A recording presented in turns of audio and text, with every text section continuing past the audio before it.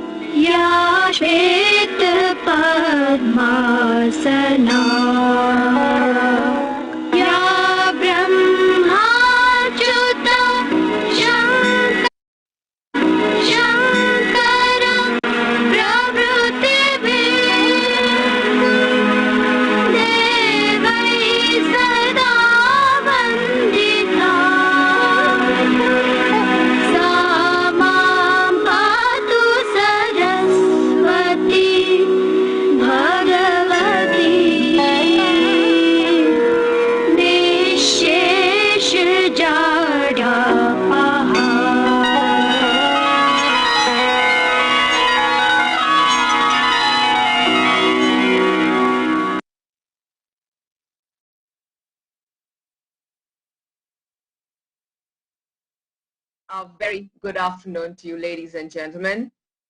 I am Dhwani Mittal, and I would like to welcome all our viewers to today's FOGSI's E-CONCLAVE, Women's Safety and Empowerment, Strengthening India's Stand, Beti Bachao, Beti Badhao, Beti Padhao, FOGSI's Vision. Well, today, of course, is a very, very special day. To begin with, I would like to thank and wish all the mothers a very happy Mother's Day. Thank you for being you. Ladies and gentlemen, the Federation of Obstetric and Gynecological Societies of India, FOGSI, is the professional organization representing practitioners of obstetric and gynecology in India, with 258 member societies and over 37,000 individual members spread over the length and breadth of the country. FOGSI is probably one of the largest membership-based organizations of specialized professionals. Not just that, FOGSI came into formal existence in Madras on January 6, 1950. It is even before India's first Republic Day. FOGSI considers the reduction of maternal mortality in India as its primary mission. FOGSI works to pilot and promote preventive and therapeutic services related to healthcare of women and children. And now, ladies and gentlemen, I would like to welcome Dr. Alpesh Gandhi, who is the President FOGSI, to please come on board and welcome our speakers and viewers. Welcome, Dr. Alpesh Gandhi. Thank you, Dhwani, for introducing FOGSI very well and the mission of FOGSI too.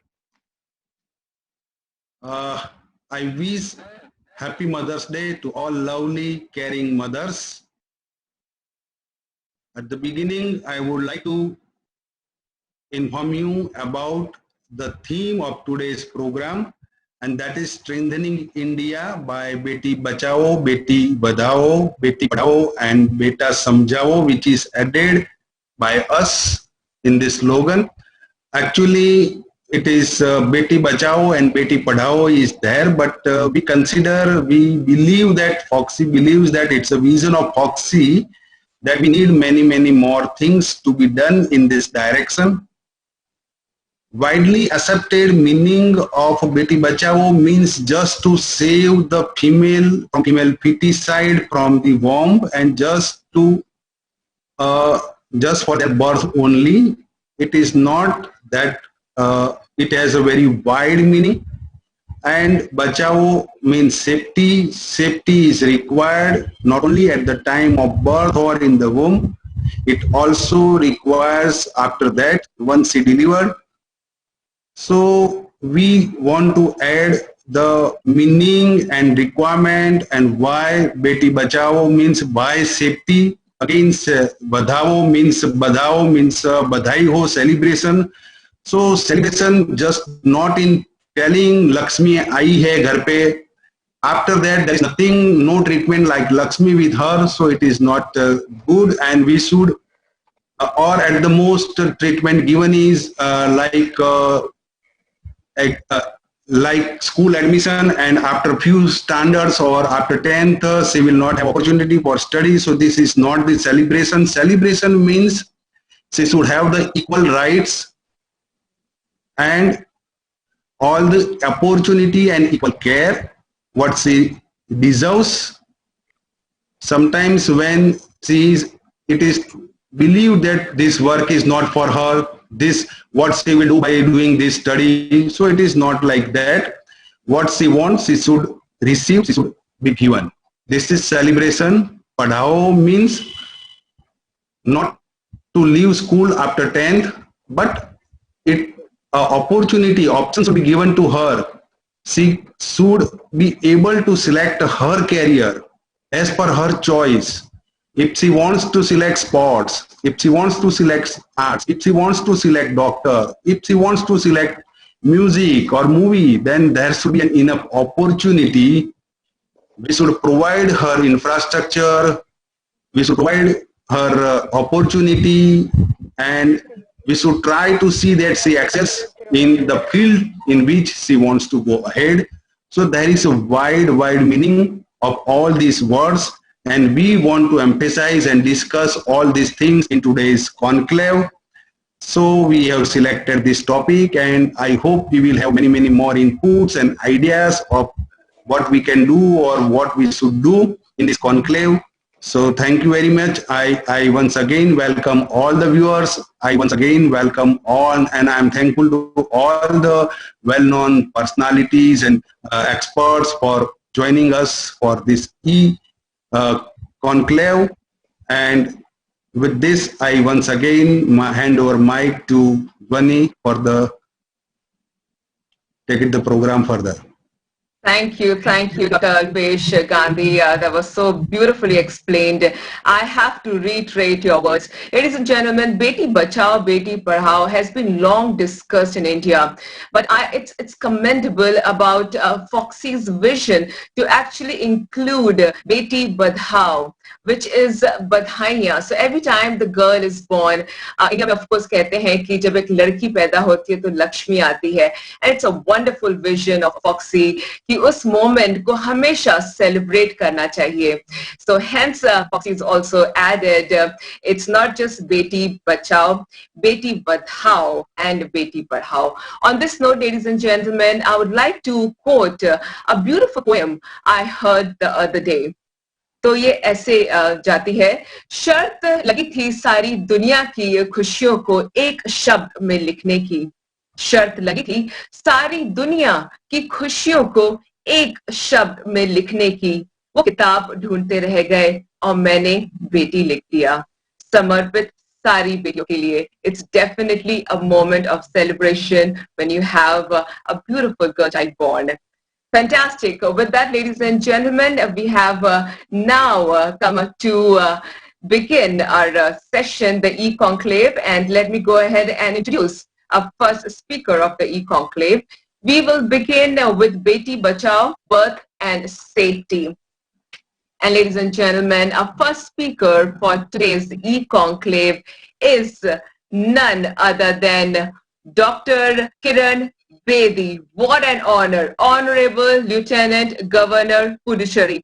Dr. Kiran Bedi has been India's first and highest woman ranking officer, having joined the Indian Police Service in 1972. She worked with the United Nations in New York as a police advisor to the Secretary General and in the Department of Peacekeeping Operations. She represented India in international forums and have received multiple awards and recognitions.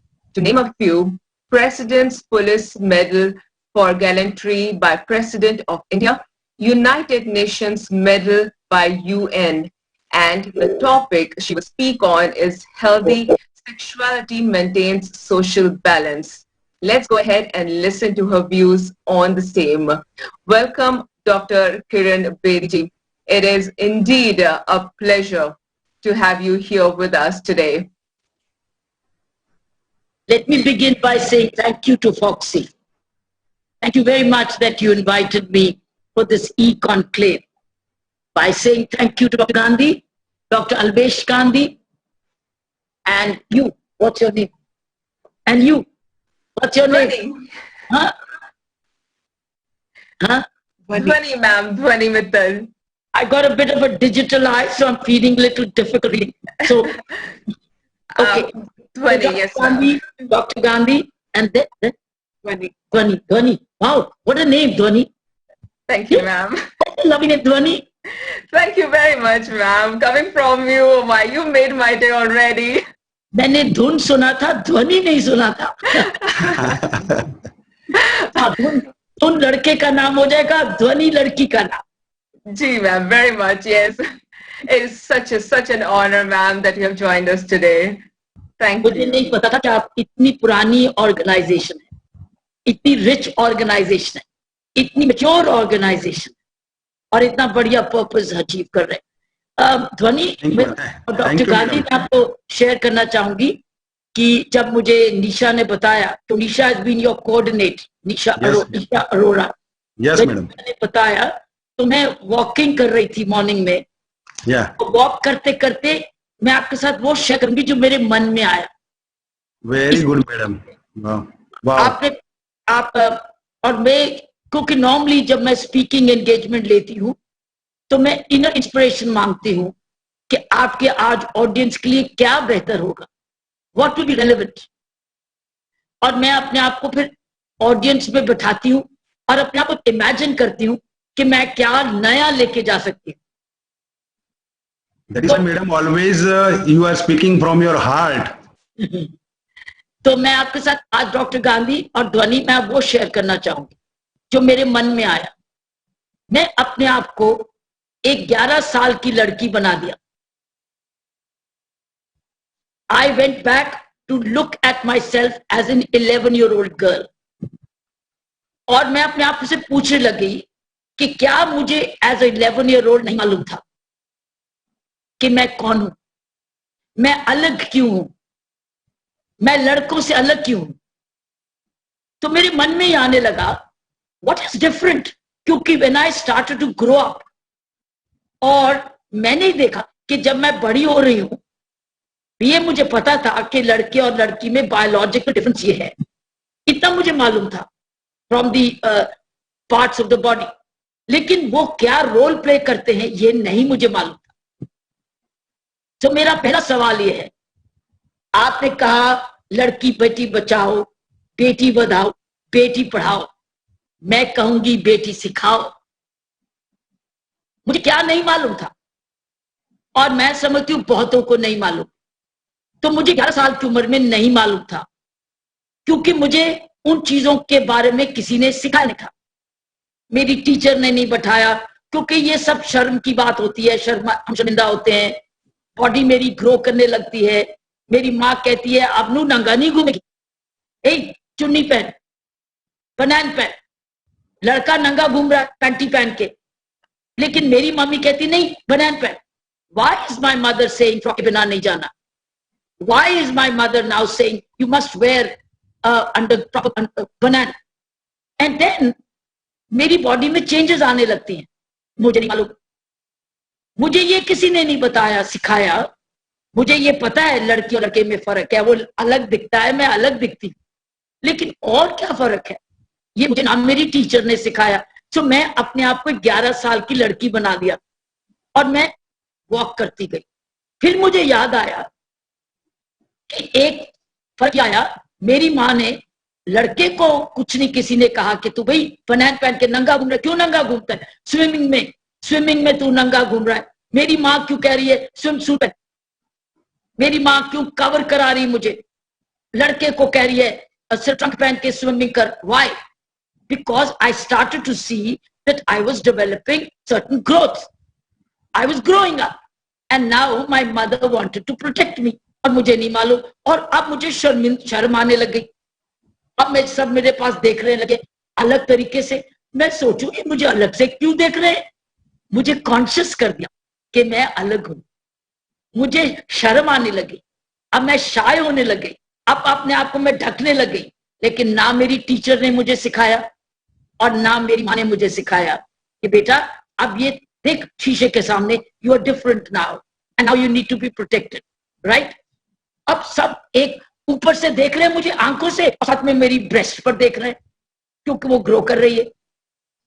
तो मैं ये बताना चाहती हूँ कि बेटी सिखाओ बहुत जरूरी है। 11 साल की उम्र से पहले बच्चों को, लड़कियों को सिखाओ कि तुम्हारी बॉडी क्यों डिफरेंट है। अच्छा, उसके बाद मैं 13 साल की हो गई, अब मुझे मेंस्ट्रुएशन शुरू हो गई। सडनली मैंने देखा कि I am now leaking blood, मेरी ब्लड आ रहा है। तो मुझे समझ नहीं आई क्या हुआ, मुझे फिर समझ नहीं आई।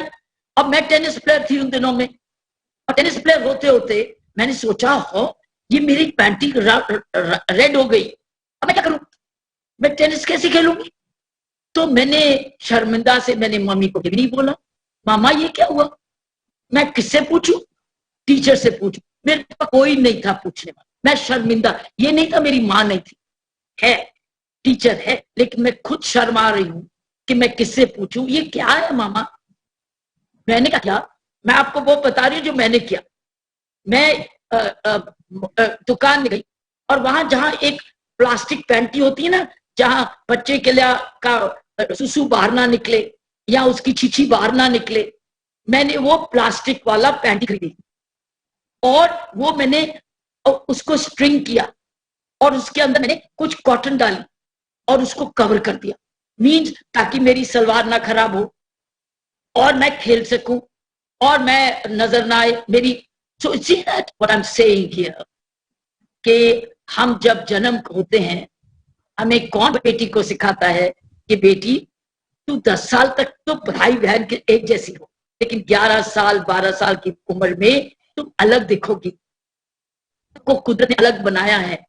और तुम्हें ये क्यों मंथली पीरियड आ रहे हैं, इसका कोई मतलब है, क्योंकि देखो मम्मी को मेंस्ट्रुएशन थे तो तुम जन्म हुआ, क्योंकि उसकी बॉडी में चेंज आती है, यूट्रस होता है, बेबी जिसमें बेबी बॉर्न होती है।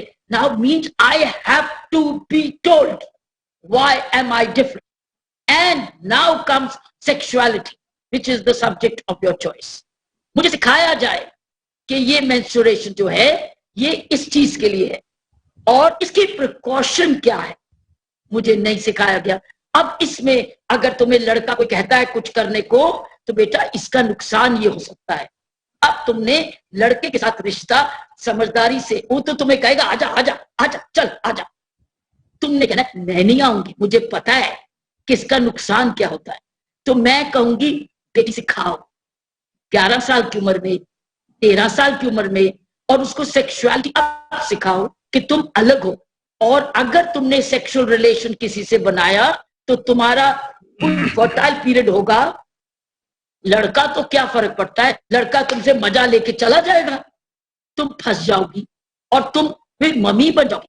15 साल की उम्र में तुमको मम्मी बन जाओगी, एक बच्चा आ जाएगा तो तुम मम्मी बनना चाहती 15 साल की उम्र में, कोई नहीं, तो फिर तो बेटा वो फिर समझ जाएगी कि अगर मुझे लड़का कहता है चल अकेले घूमने चलें, तो लड़के को साथ घूमने में मुझे कोई प्रॉब्लम नहीं, लेकिन अगर लड़का कहे कि चलो हम लोग एक फिजिकल रिलेशनशिप बनाएं, तो मैं कहूंगी कभी भी नहीं, सॉरी तुम जो कह रहे हो वो गलत है, वो मैं नहीं करूंगी, मैं तेरी शिकायत लगाऊंगी अगर तू ऐसे करेगा तो। दोस्ती मुझे कोई प्रॉब्लम नहीं, लेकिन फिजिकल रिलेशनशिप से मुझे सख्त। मेरा कहने का मतलब है, अब बात आता है how you have to understand the changes, the biological changes in the girl's life. And I think we have an important class in school as parents, as grandparents, and as teachers. We must explain to the child that there's nothing wrong. Now you are developing to be a beautiful human body, a human being which will reproduce humanity. तुम्हारे को भगवान ने extra दिया है, इसलिए माँ कहते हो। ये अब तुम जैसे मम्मी को प्यार करते हो ना, एक दिन तुम मम्मी बनना चाहो तो तुम्हारी मर्जी। अब मैं और नेक्स्ट बात बताती हूँ। अब हमारी मैरिज हो जाती है और हम काम कर रहे हैं, मान लीजिए वर्किंग वुमन है, वो अपने आप को प्रोटेक्ट कैसे करे, और अगर वो स्पेसिंग करना चाहती है अपनी चाइल्ड बर्थ में, उसको कौन सी चीज लेनी चाहिए, कौन सी प्रोटेक्शन, क्योंकि आदमी फिर उसको इम्प्रेग्नेट करके चला जाएगा काम पर, फंसेगी तो वो कहेगी अभी तो मेरा प्रमोशन का टाइम था तो अब मेरा ये टाइम नहीं है। She still does not understand pregnancy. She may have understood menstruation, but she has not understood pregnancy. How to stop pregnancy? How do you delay pregnancy? And then how do you deal with pregnancy? What are the implications of हर एक लड़की के, मैं तो parade करी थी। I was conceived first month में, मैंने जब कंसीव कर लिया, क्योंकि मैं स्पोर्ट्स गर्ल थी, मुझे पता भी नहीं चला कि I'm pregnant। मैं तो मार्च पास में गई थी, मैं रोज 20 किलोमीटर वॉक करती थी परेड के लिए, और 26 जनवरी की परेड मैंने एज प्रेग्नेंट लीड किया। I was 1 month pregnant. In fact, my daughter tells me, मेरी बेटी मुझे कहती, mummy I was walking with you, I was marching with you. She still remembers that she was, because I was marching in January and I delivered her in September. So she tells me that, Mom, I was already a seed inside. So what I'm trying to say, my friends, is, are you all hearing me? I want to check. Yes. So मैं ये कहना चाह रही थी कि, see, that basically, what am I trying to say? I'm trying to say is that, well, that was a wanted child, because I'd spaced my pregnancy in such a way that I become a mother, hopefully, after 3 years of active service. So it was time for me, and I allowed a pregnancy. It was by choice, not by accident. So how do we avoid accidents in pregnancy, and how do we make it by choice? Then things I did not know, but other women can. So हर एक के career में pregnancy का अपने तरीके का असर होता है. Some can tolerate, some can't tolerate. हर एक की body is different. We need to understand this. That means when a woman goes to gets married, she must understand sexuality. She must understand sexual behavior. And then sometimes husbands overuse it. Sometimes commit marital violence. Sometimes they indulge on all kinds of other carnal discourses. Need not to be allowed. You have to put a foot down. This is domestic violence. It has to be stopped. So we must, मैं ये कहूँगी, क्योंकि I'm speaking to a group of women doctors, gynecologists, obstetricians, and I think more important to me is the development of the human body and the woman's understanding the value of her own life. Because at the moment she becomes pregnant, her life starts changing, professional life starts changing, relationships, food habits change, lifestyle changes, her health changes, the body starts expanding and changing. And then, did she prepare? My next question is, did she prepare? Is she prepared for the child to be born? And then what is first month, second month, 9th month? And the child's health? You know what? It's a whole thesis what I'm trying to tell you. I can go on and on, but what I'm trying to tell you in the limited time, I've already spent 5 minutes.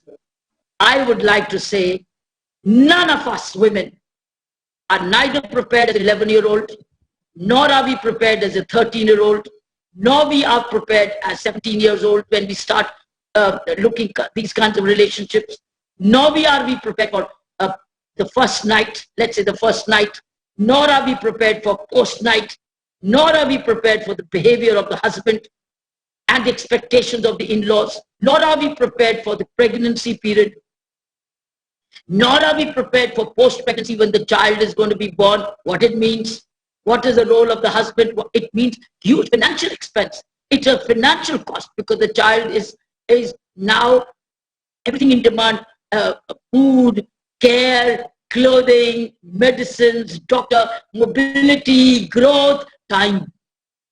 What are we talking? औरत की जिंदगी बहुत अलग है, उसको कोई नहीं समझाता है, वो बेचारी खुद ही समझती है, रिसर्च करती है, घबराती है, दोस्त ढूंढती है, दोस्ती ढूंढती है, रिश्ता ढूंढती है, समझने की कोशिश करती है, डॉक्टर के पास जाती है, नर्स के पास जाती है, वो परेशान। और कईयों के लिए मर्डर हो गया लेकिन कोई केयर टेकर नहीं है, काम कर रही है, बॉस नहीं समझ रहा है, ब्रेस्ट फीडिंग करनी है, कहाँ जाए, कहाँ कुछ में कहाँ, और फिर होता ही उसको कभी निमोनिया होता है, कभी वो पता नहीं कई प्रॉब्लम आती चाइल्ड की. I have also gone through this when I was bringing up the child. Every day the child falls ill, जुकाम, खांसी, क्या करोगे? There's the child doctor for it. So I want to tell you, I think important is बेटी सिखाओ. बेटी सिखाओ क्या? कि बेटी औरत की जिंदगी क्या है बच्चों, अलग कैसे है, तुम स्पेशली गिफ्टेड हो और इस गिफ्ट के लिए तुम तैयार हो जाओ, इस गिफ्ट को अंडरस्टैंड करो, क्योंकि तुम अपनी गिफ्ट को जब एक्सरसाइज करोगी तो ह्यूमैनिटी आगे चलेगा. और ये भी सिखाना बहुत जरूरी है कि ये आपने माँ बनना है नहीं बनना ये तुम्हारी चॉइस है और किसी की चॉइस नहीं है. कितनी बारी माँ बनना है ये तुम्हारी चॉइस है और किसी की चॉइस नहीं है. दूसरे रोल प्ले करते हैं लेकिन डिसीजन तुम्हारी क्यों है? क्योंकि तुमने उसको जन्म देना है, तुम्हारा वो हिस्सा है, तुम्हारा वो अटूट अंग है. ये एक रिश्ता है माँ और बच्ची का, बेटी का, जो कोई नहीं तोड़ सकता, शादी के बिना भी अटूट रहता है. तो मैं ये कहूंगी कि अपने टाइम जो आपने मुझे दिया है, मैं सब कुछ तो नहीं कह सकती, लेकिन मैं समझती हूँ ये एक essential class, exclusive class for girls mandatory होना चाहिए। और पेरेंट ट्रेनिंग बड़ी इंपॉर्टेंट है।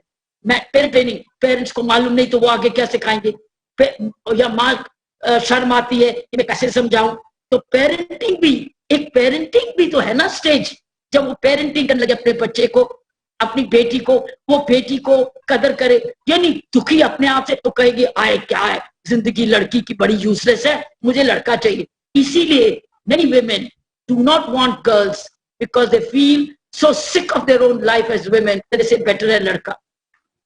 So we have to make this girl's life a life of joy. How will it be a life of joy? It has to be supporting system. And let me close it by saying that now with nuclear families, we need to become a sisterhood. We need to become a sisterhood where friends should become sisters. It's a sisterhood where we need to support each other, guide each other, look after each other. क्योंकि in the end एक बच्चा ने fly out कर जाना है. It's a family of friends and sisters which will be supporting each other. We have to prepare for the future. And with these challenging times of disaster and so many uncertainties, we have to bring the child very knowledgeably, very caringly, wanting to have the child, and then nurture the child to prepare to become courageous, strong, creative, innovative, and meditative, knowledgeable, ताकि वो आगे जीवन में contribute कर सके, ना कि रोए कि माँ तूने मुझे कहाँ भेजा, माँ तूने क्यों मुझे पैदा किया, माँ तूने मुझे क्यों नहीं बताया, माँ मुझे अगर तू बताती तो मैं ऐसे कभी नहीं करती, माँ तूने मुझे क्यों नहीं बताया कि शादी कोई जरूरी नहीं, माँ तूने ये क्यों नहीं बताया कि शादी बच्चा जन्म में ये इम्प्लीकेशन आती है। माँ को दोष मत दे, टीचर को दोष मत दे, दोस्तों को दोष मत दे कि मुझे सिखाया नहीं। इसलिए मैं ये कहना चाहती हूँ, बेटी बचाओ, बेटी बढ़ाओ, बताओ, बेटी पढ़ाओ लेकिन बेटी सिखाओ। आप नहीं सिखाओगे तो बड़ी होके वो हम जैसे लायक कैसे बनेगी, काबिल अपने पाँव पे कैसे खड़ी होगी। मुझे पता है, मैं इसके लिए प्रिपेयर थी, मैंने तो जाके किया है, तो वो क्या हो गया, ये तो चुनौती है, मुझे पता था। सो दैट मीन्स 90% वो तैयार होगी, 10% एक्स फैक्टर होगा, 10% एक्स फैक्टर। लेकिन ये नहीं कि 90% एक्स फैक्टर है तो 10% मुझे मालूम था। So I think we should convert it into 90-10 and not 10-90. At the moment it is 10-90. वो गलतियां कर करके सीखती है। मैं कहती हूँ गलतियां करके नहीं सीखना। मेरी माँ ने बताया, मेरी टीचर ने बताया, मेरी दोस्त ने बताया, मेरी किताब ने बताया, मैंने वीडियोग्राफ ट्रेनिंग में देखा, मैं जानती हूँ। तो इसलिए जानते हुए तो भी ये एक्स फैक्टर हुआ। मैं ये कहूंगी, बेटी बचाओ, बेटी बढ़ाओ, बताओ, पढ़ाओ और बेटी सिखाओ। Dr. Kiran Bedi, what an honor. Once again, you spoke from your heart. And I think very true, wo embarrassment hota hai because so many changes in the body which we are not aware of. As we proceed in our life, we get to know new things. And I think sikhao bahut zaruri hai. So a woman can be confident about herself, her body, and the changes that she's going through. I think you put forward a very, very important point here, ma'am, and such an honor. Thank you for taking your precious time out and joining us on this e-conclave. We will always remember this beautiful gesture by you, Honorable Dr. Kiran Bedi ji. Thank you once again for being here with us. And I have this one pyara hug, a hug of love. This virtual hug. Sweet. There you go. I love. No. This one. Okay, a hug. I wish we could, with the social distancing, yes. So this is the best hug. Distance bhi ho gaya or warmth bhi ho gayi. You see, it's a hug. How sweet. A big hug to you, ma'am. You spoke from your heart. So beautiful words here coming from you. You all do an e-hug with me. All of you do an e-hug. Okay, yes. Yeah. There you go. 1, 2, 3. E-hug. That's right. So I hug you. I got it. Thank you so much. Thank you, ma'am. Thank you very, very much. That was Honorable Dr. Kiran Bedi ji speaking to us from her heart. What a wonderful moment here. Let's continue, ladies and gentlemen. We've already begun this e-conclave with some very beautiful and fascinating words. And it's now time that I introduce to you our next speaker, Dr. Darshana Thakkar. Ladies and gentlemen, Dr. Darshana Thakkar has been offering women's health care since 1998 at Surgeon Ahmedabad. She is internationally certified HYL. Beautiful it is, Heal Your Life teacher and workshop leader. She has authored many, many books like Health and Happiness for All, Women and Stress, and many more. And she will be speaking on the importance of a healthy male to female ratio. Let's welcome Dr. Darshana Thakkar. Welcome to you, ma'am. Such an honor to have you here with us today. Thank you, Dwani. At the outset, thank you, Dr. Alpesh Gandhi and Neeta Thakre, for this opportunity to interact here. And it's an honor to talk once listening to Kiran Bedi on this platform. Very, very happy with her addition. Kiran Bedi ji ne jaise kaha that Beti Sikhao is one important aspect. That is so important. And when I'm talking to this platform of FOGSI onto the conclave, which is Beti Bachao, Beti Vadhao, and Beti Padhao with an addition of Beti Sikhao. So happy to be here to fill that gap of Radha Sharma from Times of India, who could not come to talk on the importance of a healthy male to female ratio. Yes, thank you, doctors, for this opportunity, but let me put a disclaimer on this wonderful day called Mother's Day. Happy Mother's Day to one and all Indian here. And somebody sent it very nicely today morning that mother is not when we feel that, oh, someone is a biological mother, she has delivered a child and then only we need to wish them happy Mother's Day. No, it's not that. Sadhguru has nicely put it forward today that it's all about when we think of the beauty of motherhood is not in reproduction, but in inclusion, to experience another life as a part of yourself. So today, whosoever has got this time to spare some time, salute to them. I move forward with the title saying that a social problem and its effect. Let us understand that the sex ratio, which has been changing, and if I have to talk for 15 minutes on this topic, it's like it's a vast ocean. I'll try to make it a touch and go thing that I can do it in the given time. If you look at the sex ratio, and from the place, land of Gandhi, that I'm talking from Gujarat, Ahmedabad, the ratio here is about 912. Maharashtra has 929. And with the changing ratio or skewed ratio as we talk of, the major impact of it is changing gender composition.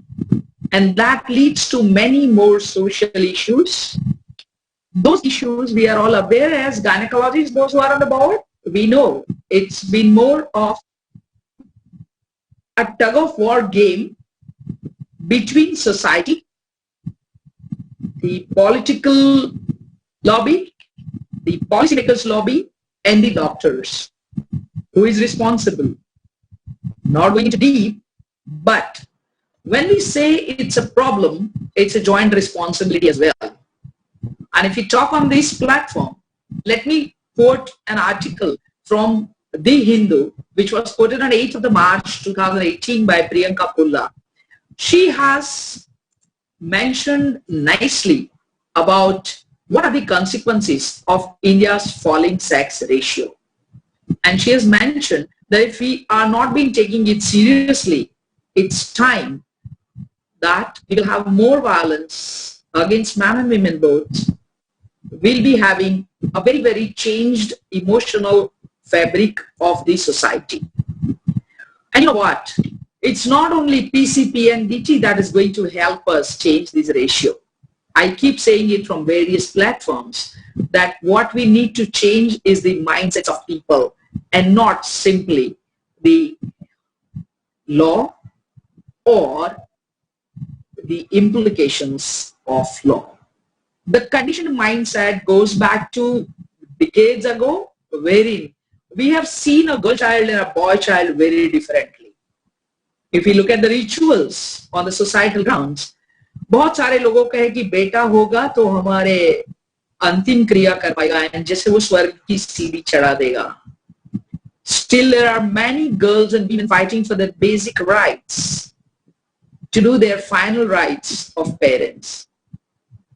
If we look at the impact, and we gynecologists know that when we have a low birth weight baby is born in our labor rooms, most of the time when we see it's a female child, she'll survive more. If it's been, say, 1 kg child, yes, I've been talking of an era wherein we do have wonderful NICUs. We have been able to sustain life for premature child in an ICU and putting them to 36 weeks and bringing out, and a 22-week child coming out, taking to 36 weeks in an ICU, and they are growing up well. Yes, science has added a lot of things to male or female child, but society is still lagging behind in putting them on one platform. And I must congratulate Dr. Alpesh Gandhi and team to bring up Kiran Bedi on this platform, who is a brilliant example that yes, without any kind of discrimination, a sport woman can become the first IPS officer of the country and can lead Puducherry. And looking at her LinkedIn, you may say that how differently she thinks as woman. There is nothing to condemn about men's thinking or their survival. By nature's design, the XX gender is probably blessed in different manner. When I talk of sex and gender, we all know that the biological sex, we don't have choice. But to assign the roles and responsibility and coming up with the gender assigned things or gender label things, we need to change mindsets. Maybe if we look back in the causes, which is not the purview of my talk title today, but to connect, the deep-rooted obsession for son-child is one thing that needs to be addressed. It's a social problem, and that has a deep-rooted issues, as I mentioned, about the file rights, the property and inheritance, and so on and so forth. There are multiple reasons. But if all of us get together, understanding the joint responsibility, then only we'll be able to tackle with this with multifactorial approach and combined efforts. I'm so happy to be here on this platform and can take this liberty of quoting another article from Charan Singh, who happened to be the RBI Chair Professor of Economics at IIM Bangalore. He had an article published in 2013 that had some wonderful ideas that there can be gender-based quotas in college. I remember my college days. I'm a proud BJite. Medical college ki meri padhai ka kharch were hundreds of rupees. And look today, a girl child, jisko beti sikhana hai, beti padhana hai, beti ko celebrate karna hai, when that child goes to colleges, they are probably not enjoying the privileges which we could enjoy. When we say the society has to change mindset, let us also be responsible as doctors and healthcare providers and health educators. We also need to play a very, very vital role of changing mindsets in our office. And we keep saying that hamare paas counseling ka time nahi.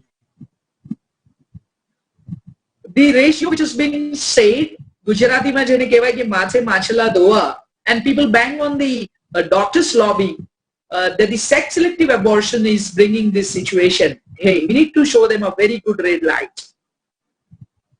Hum gynecologists, we have been blessed a lot of society to bring the wonderful creations of God on this earth. We are blessed to be instrumental in welcoming God's creation out of 1 + 1 cell and that wonderful baby. But the responsibility does not lie only on the doctors. Let's be very much aware. We all need to get together. Having Kiran Bedi as IPS, having female as professional organizations president, having female as a boss in office, it's not all easy for the male subordinates. Somewhere down the line, our role as man and women, we call it as gender responsibilities, has actually created new thinking pattern, and we are yet to be good adaptable. The compatibility, the adaptability has to be much more than what we are having now. As Charan Singh has mentioned in his article about the mothering allowance Yes, many of the organizations now have that maternity leave, maternity benefits and so on, that actually makes women to work rather than taking those long breaks of maternity and those breaks in the career. So there are good things happening, and I wish to convey it from this platform that if media can portray more and more positive stories like this, which Radha Sharma could do it with Celebrating Child into TOI column, we need many more. And the social media platform at this point of talking, there are 23 participants on this platform, and if all 23 of us here can take a pledge that the way we forward WhatsApp and the way we keep sharing on our Facebook wall, the concrete things that have been discussed by many of this on this platform, if we decide 23 people can take it to 23 lakh by evening, what is needed is more of willpower.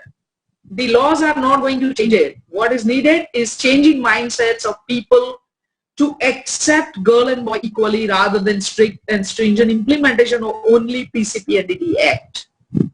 I have a question to put forward to doctors and the society when it goes on larger platform. That do we really accept them well at every point of life in daily life, keeping a checklist? Do we discriminate girl and boy child even unknowingly sometimes? When it comes to simply doing something, hey, ye tere se nahi hoga, tere bhai ko bula le. Yes, they are masculine, but let us not undermine the strength that a woman has. A shattered man, even in this corona days with financial crisis, a woman will come and say that, don't worry, I have some surplus saving and we will pull on. We need to respect that. Men are good in certain things, women are good in certain things, and that's how they create a wonderful jigsaw into a painting of life. Let's not forget that. So it's not a race between two races. It's not a race between two species. It's a compatibility. It's an adaptability. It's a joint responsibility that is going to change this scenario, I guess. And when it comes to change, change never happens overnight. To have Kiran Bedi as first IPS, it could have years together. To have Anandibai Joshi as the first medical doctor in India, one has to see that play by Manoj Joshi, how tough it was for her to be the first female doctor of India. Nothing comes free. No lunch is free. Nothing that is very important comes out of easy path. Every path has bumps. Every road has challenges. So every girl child that comes out has come out of many challenges. And while I was talking on FB Live a couple of days back, just a day back, the life before birth. Tell me, the doctors who are here knows that any woman who comes to you or to us as gynecologists, does she come with a very willing kind that, hey, I don't know girl child? There is a lot of social pressure. And for us doctors, it takes a very heavy heart to say no to abortion. It says with heavy heart that I don't do sex determination. I say it with a happy heart. All of us say it with a happy heart, but the heaviness is because of that problem, that a social pressure that woman gets.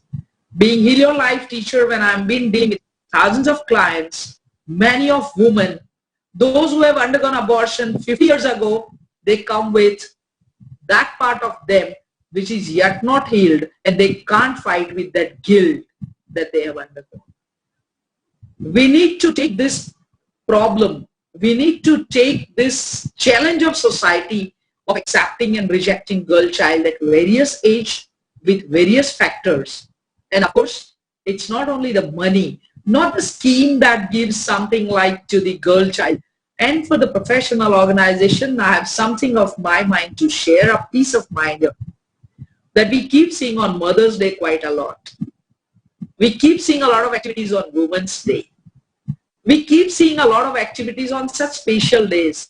Why can't we do it every single day and create an environment where it's not only concentrated here? We need to respect man and woman equally. We need to respect them as child equally. When it comes to sex ratio or CSR, the child sex ratio, why can't we connect this CSR to the other CSR? The child sex ratio disturbance can be taken care with a lot of funds from corporate social responsibility. Let's learn different abbreviations. Let's be individually responsible. I guess it's a problem that every Indian has to fight. Every human being has to fight.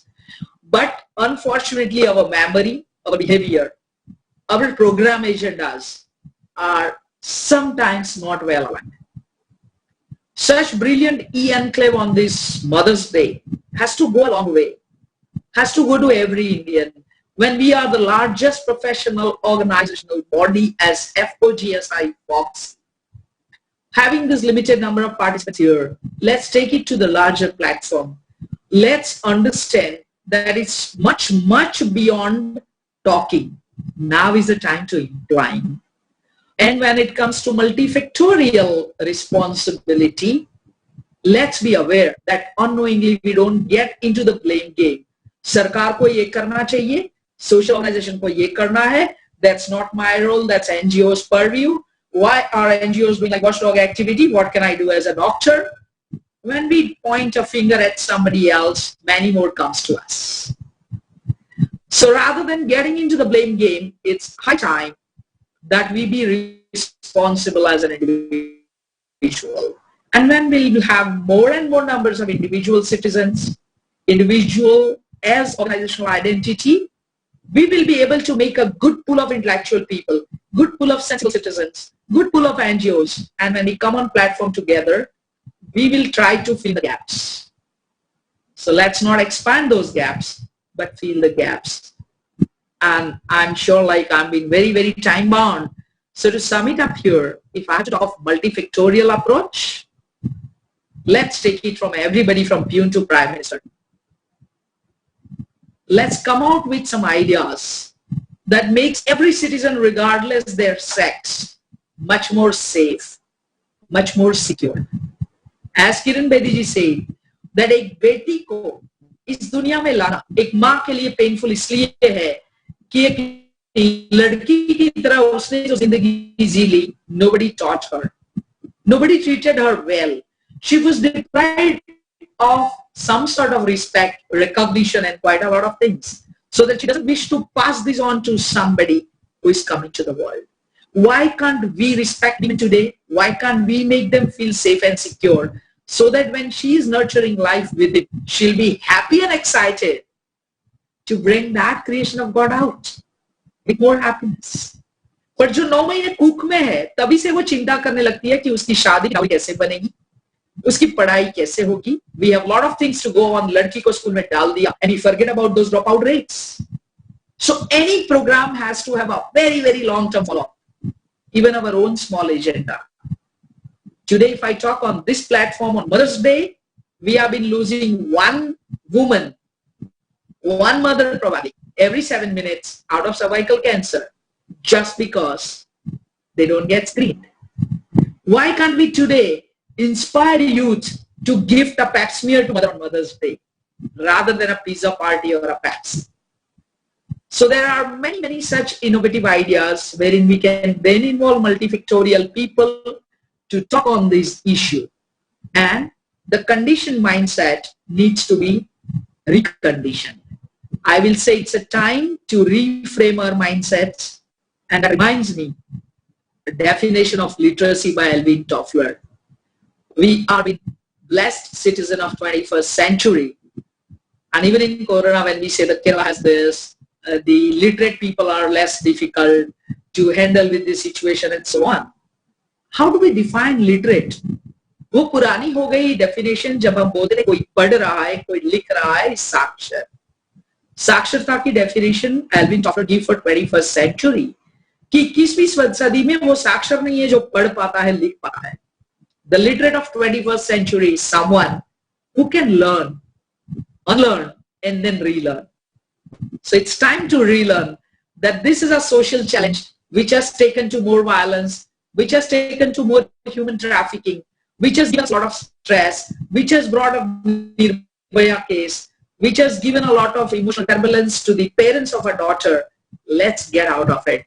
Our subconscious mind from our, and at the end I would like to say, the Me Too movement जो आया था, ऐसे ही we need to bring out We Too moment, the We Too movements, wherein we all are together.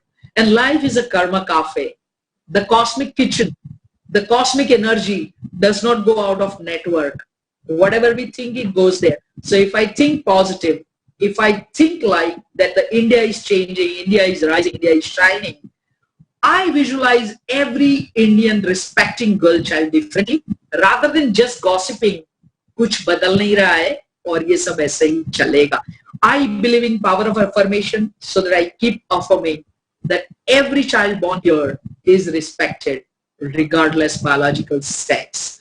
Every person at home and out of home is respected regardless gender roles. And let's create a beautiful world wherein the Mother's Day is been lived with every breath and not only in the month of May. Thank you Alpesh Gandhi, Neeta Thakre and everyone here for giving this opportunity. Thank you Dwani for that kind introduction, and I'm feeling honored and humbled to be on this stage of E-CONCLAVE. Dr. Darshana Thakkar, it is our honor to have you here with us. And yes, you explained it so beautifully that these are deep-rooted issues. It's time we have to change our mindset. Only and only then we can bring about this change. And yes, today is a wonderful day that we can actually try and do something differently. Thank you once again. Been an honor to have you here with us, Dr. Darshana Thakkar. Thank you, Darshana, for accepting our invitation as a last minute. Thank you, Darshana Ben. Oh, sure, Alpesh bhai, any time for you. No, always you are a great orator. Great to listen you. Thank you. For the great cause, always there. Thank you, Dwani. Bye, Alpesh bhai. Yeah. Thank you, ma'am. Thank you very, very much. Again, once again, an honor. Wonderful. Thank you. Ladies and gentlemen, wow, I have to say that this E-CONCLAVE is turning out to be very, very exciting. And with that note, let's go ahead, and it's now time for me to welcome our next speaker of today's E-CONCLAVE, Padma Shri Dr. Usha Sharma. Ladies and gentlemen, she has received multiple outstanding awards in the field of medicine, and just to name a few: Rashtriya Ratna Award, Jewel of India Award, Golden Educationist of India Award, and she was also awarded a laparoscope by late Prime Minister Mrs. Indira Gandhi for outstanding field work in 1982. Not just that, ladies and gentlemen, she has authored many chapters in various textbooks and have also edited books. And today she will touch upon the balance the healthcare to reach the girl child. Ladies and gentlemen, please join me in welcoming Padma Shri Dr. Usha Sharma ji. Welcome, ma'am. Thank you. Thank you, Dhwani, very much. Such an honor. At the outset, I would like to thank our dynamic president, Dr. Alpesh Gandhi, for making me a part of such a prestigious program. My topic is screen share. Yes, okay. My topic is balance the healthcare to reach the girl child. A girl is like a flower to be nurtured. She is a goddess to be revered. She is Mother Earth that sustains the very breath of humanity. How can man even think of killing her in the womb? It is said in the Bhagavad Gita that the karma of the past catches up. For those who have killed their daughters mercilessly, they will go through the same fate. But the woman whose tender heart continues to nurture will still give a chance to able to redeem. Unless India gives women a chance to survive, it would fail as the world's largest democracy. Women abort female babies through selective abortion and hereby cause an imbalanced sex ratio of boys to girls 100:80. Though laws have been passed to prohibit abortions, the problem of gender preference still remains due to the strong social practice. For a long time in India, we have witnessed sons' preference and neglect of girls. The gender bias is deep-rooted in our culture due to political, historical, religious, psychological, and economic factors. Indian society idealizes son, an obsession that cut across all differences. Sons are considered ritually and economically desirable and ensure the continuation of lineage and family name. We defend gender equality in order to protect women's rights. Literacy. The National Literacy Mission defines literacy as acquiring the skills of reading, writing, and arithmetic and ability to apply them to one's day-to-day life. Educate a man, you educate one person. Educate a woman, you educate the whole family. Kerala has the highest literacy rate, 92%, whereas Rajasthan, 52.7%, has the lowest literacy rate in India in female. States such as Uttar Pradesh, 59.3%, and Bihar, 53.3%, that are the most populated states in India, show low levels of female literacy. This is directly related to the health and infant mortality. Kerala has the lowest infant mortality, whereas the states of Bihar and Uttar Pradesh have a high mortality rate. Why India still has such a lowest female literacy rate? Number one, because parents' negative attitude and gender-based inequality. Number two, due to poverty. Number three, occupation of the girl child in domestic course. And number four, low enrollment of girls in schools. And the last, low retention rate and high dropout rate from the schools. Malnourishment. Every third malnourished child in the world lives in India, and more so in girl child. Every second Indian girl child is underweight. 3 out of 4 girl children in India are anemic. Almost 300,000 more girls die annually as compared to boys. 25% of girls born do not survive till 15 years, although they are biologically stronger than the boys. Of this, 1/3 deaths take place in the first year of life. Infant mortality rate is as high as 24 per 1,000 live births. Maternal mortality rate is equally high as 122 per 100,000 lives. Now, all of us know that there is discriminatory feeding practices for girls start very early in life. Girl child is breastfed less and for shorter periods than boys due to the anxiety of giving birth to a boy soon after a girl, and mother always thinks that let her preserve breastfeed for the boy. They are weaned earlier. Girls are also given food of low calorie values and in smaller amounts, while rich foods are preserved for boys. 13 to 15 years old girls consume less than 2/3 of the recommended calorie intake. Malnutrition in young girls triggers a vicious cycle of undernutrition, which spans into adulthood and passes into the next generation. That is, an unhealthy girl gives rise to an unhealthy mother, and she in turn gives rise to unhealthy baby girl. Immunization. Immunization coverage in girls is very low. For polio, it is only 78.2%. For measles, 58.8%. For DPT, 55.3%. And for BCG, 78%. Surveys by NHFS, ICMR, UNICEF, girls fare uniformly worse than boys as far as immunization is concerned.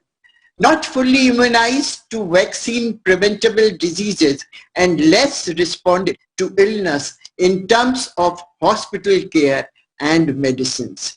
They succumb to infections more often than the boys. It's very, really very sad.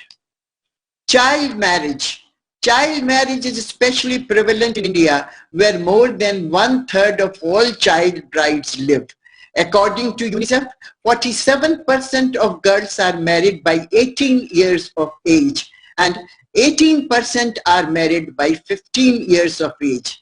These marriages are often performed without the consent of the girls involved in the marriage. Indian law has made child marriage illegal, but it is still widely practiced across the nation. The highest rates are seen particularly in the rural states of Andhra Pradesh, Bihar, Madhya Pradesh, Rajasthan, and Uttar Pradesh.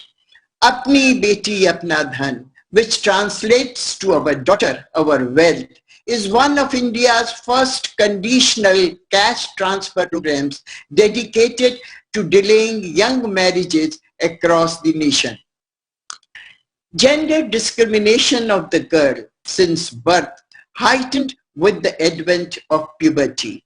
The young girl suddenly becomes vulnerable. Numerous restrictions are imposed on her as far as her movement and behavior are concerned. There is an intense preparation in the socialization process for her to take roles as a wife and as a mother. Males are given more freedom.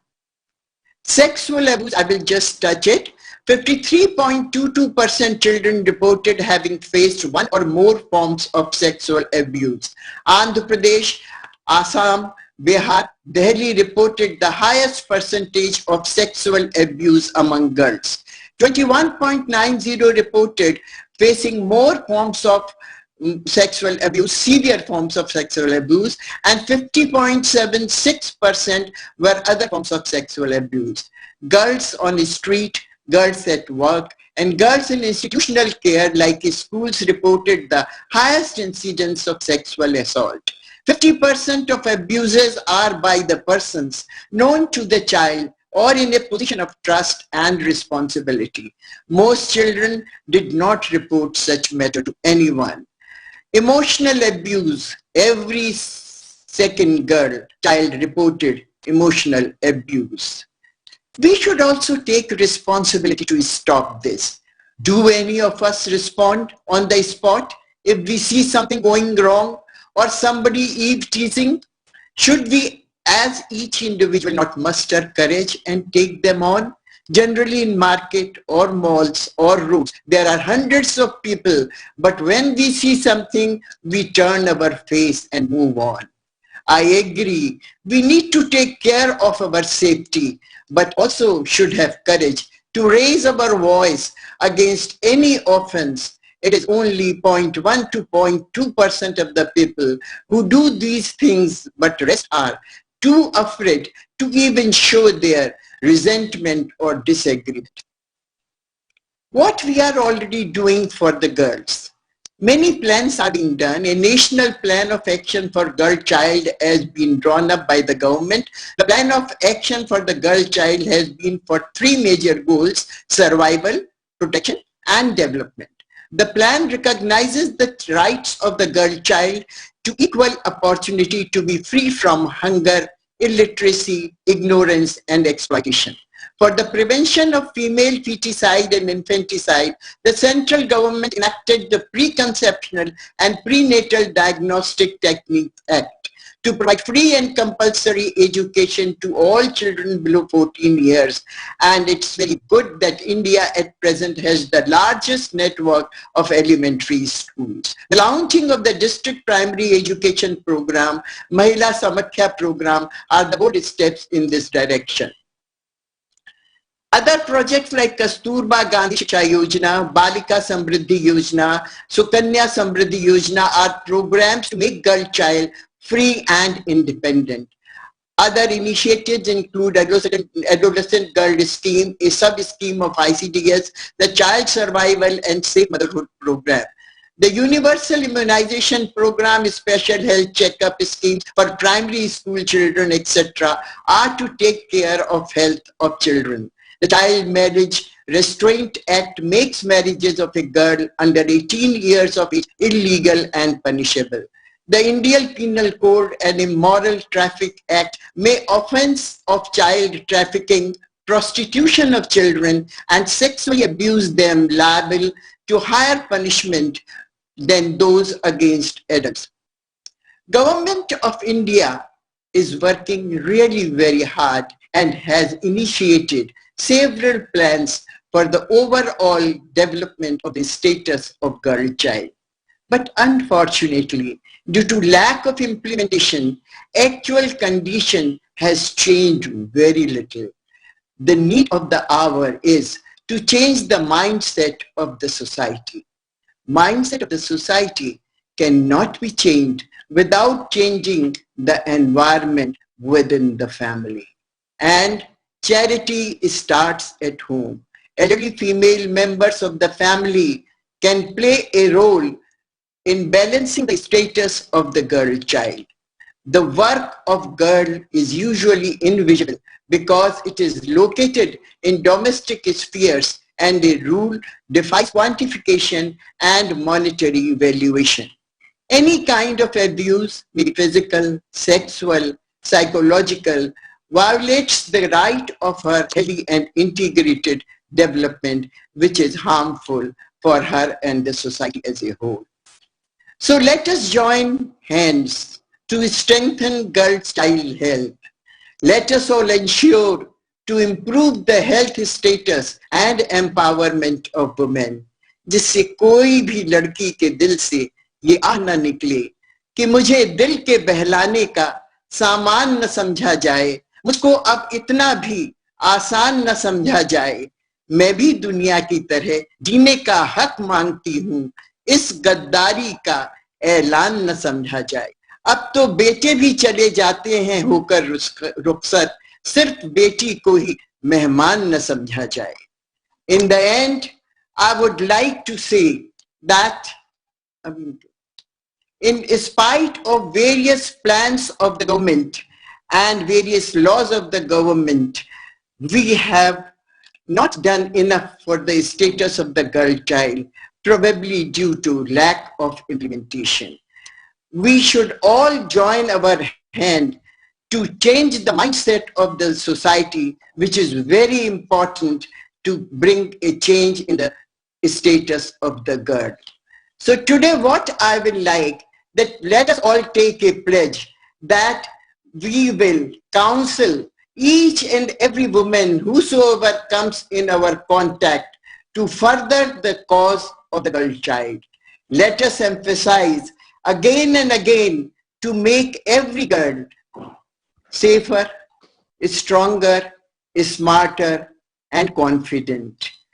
कभी भी किसी बेटी को कमजोर नहीं बनने देना, कभी भी किसी बेटी को परंपराओं की जंजीरों में नहीं जकड़ने देना, और बेटी को चांद जैसा मत बनाओ कि हर कोई घूर कर देखे, बेटी को सूरज जैसा बनाओ ताकि घूरने से पहले नजरें झुक जाएं।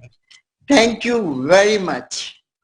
Thank you, Dr. Usha Sharma. Thank you very much for those beautiful insight, and you're ended with a beautiful poem. With that, ladies and gentlemen, we have now come to the first panel discussion, which will be on practical solutions towards preventing and handling violence and abuse.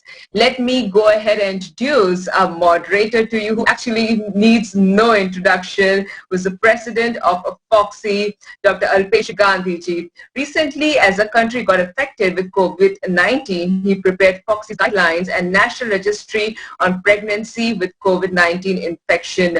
Welcome to you, sir, once again. Now let me go ahead and introduce our panelists to you, ladies and gentlemen. Ms. Rizan Khambata, founder at Vajra Force Empowerment Foundation. Welcome to our first panelist here, Ms. Rizwan Khambata. Moving on, our next panelist is Dr. S. Shanta Kumari, who's a president-elect FOGSI. Well, welcome to you, ma'am. Moving on, our next panelist is Dr. Aarti Gupte, who's received a gold medal for securing first rank in medical sciences at the University Examination Consultant and Director, Pulse Clinic. Moving on, our next panelist is Dr. Anu Chawla, Consultant Reproductive Medicine, IVF ART London, IVF Clinic, Central London, UK. And lastly, our panelist, Dr. Tripti Sharan. Dr. Tripti Sharan is a Senior Consultant in the Department of Ops and Gynae at BFK Super Specialty Hospital, New Delhi. Now let me hand over the session to a moderator, Dr. Alpesh Gandhi. Over to you, sir.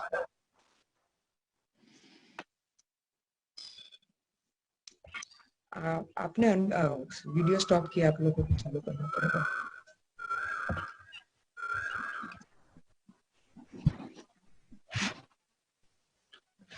Thank you very much, Advani, for the kind words.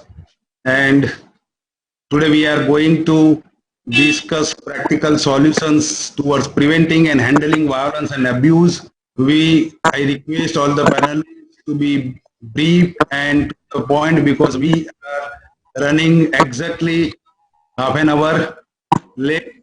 I welcome all the panelists. I am very fortunate to have such panelists because they all are very much experts and they all are working for this cause since many years. So definitely take benefits from their opinions and discussion. Widely accepted meaning of the term Beti Bachao is just to stop human feticide. But of course, this is very important, but there are many other problems. We wish to address those problems for the safety. What does a girl need protection from all through her life? From malnutrition, from violence, from child marriage, from early pregnancy, from abuse, from rape. So Bachao does not mean only from the womb. After birth also they require Bachao. Our men need to be taught all over again about women's rights and powers and to deal with the new women. And to get this message across, we plan to hold this conclave and panel. So we want to talk about raising a girl with her right of safety. Let us begin with domestic violence.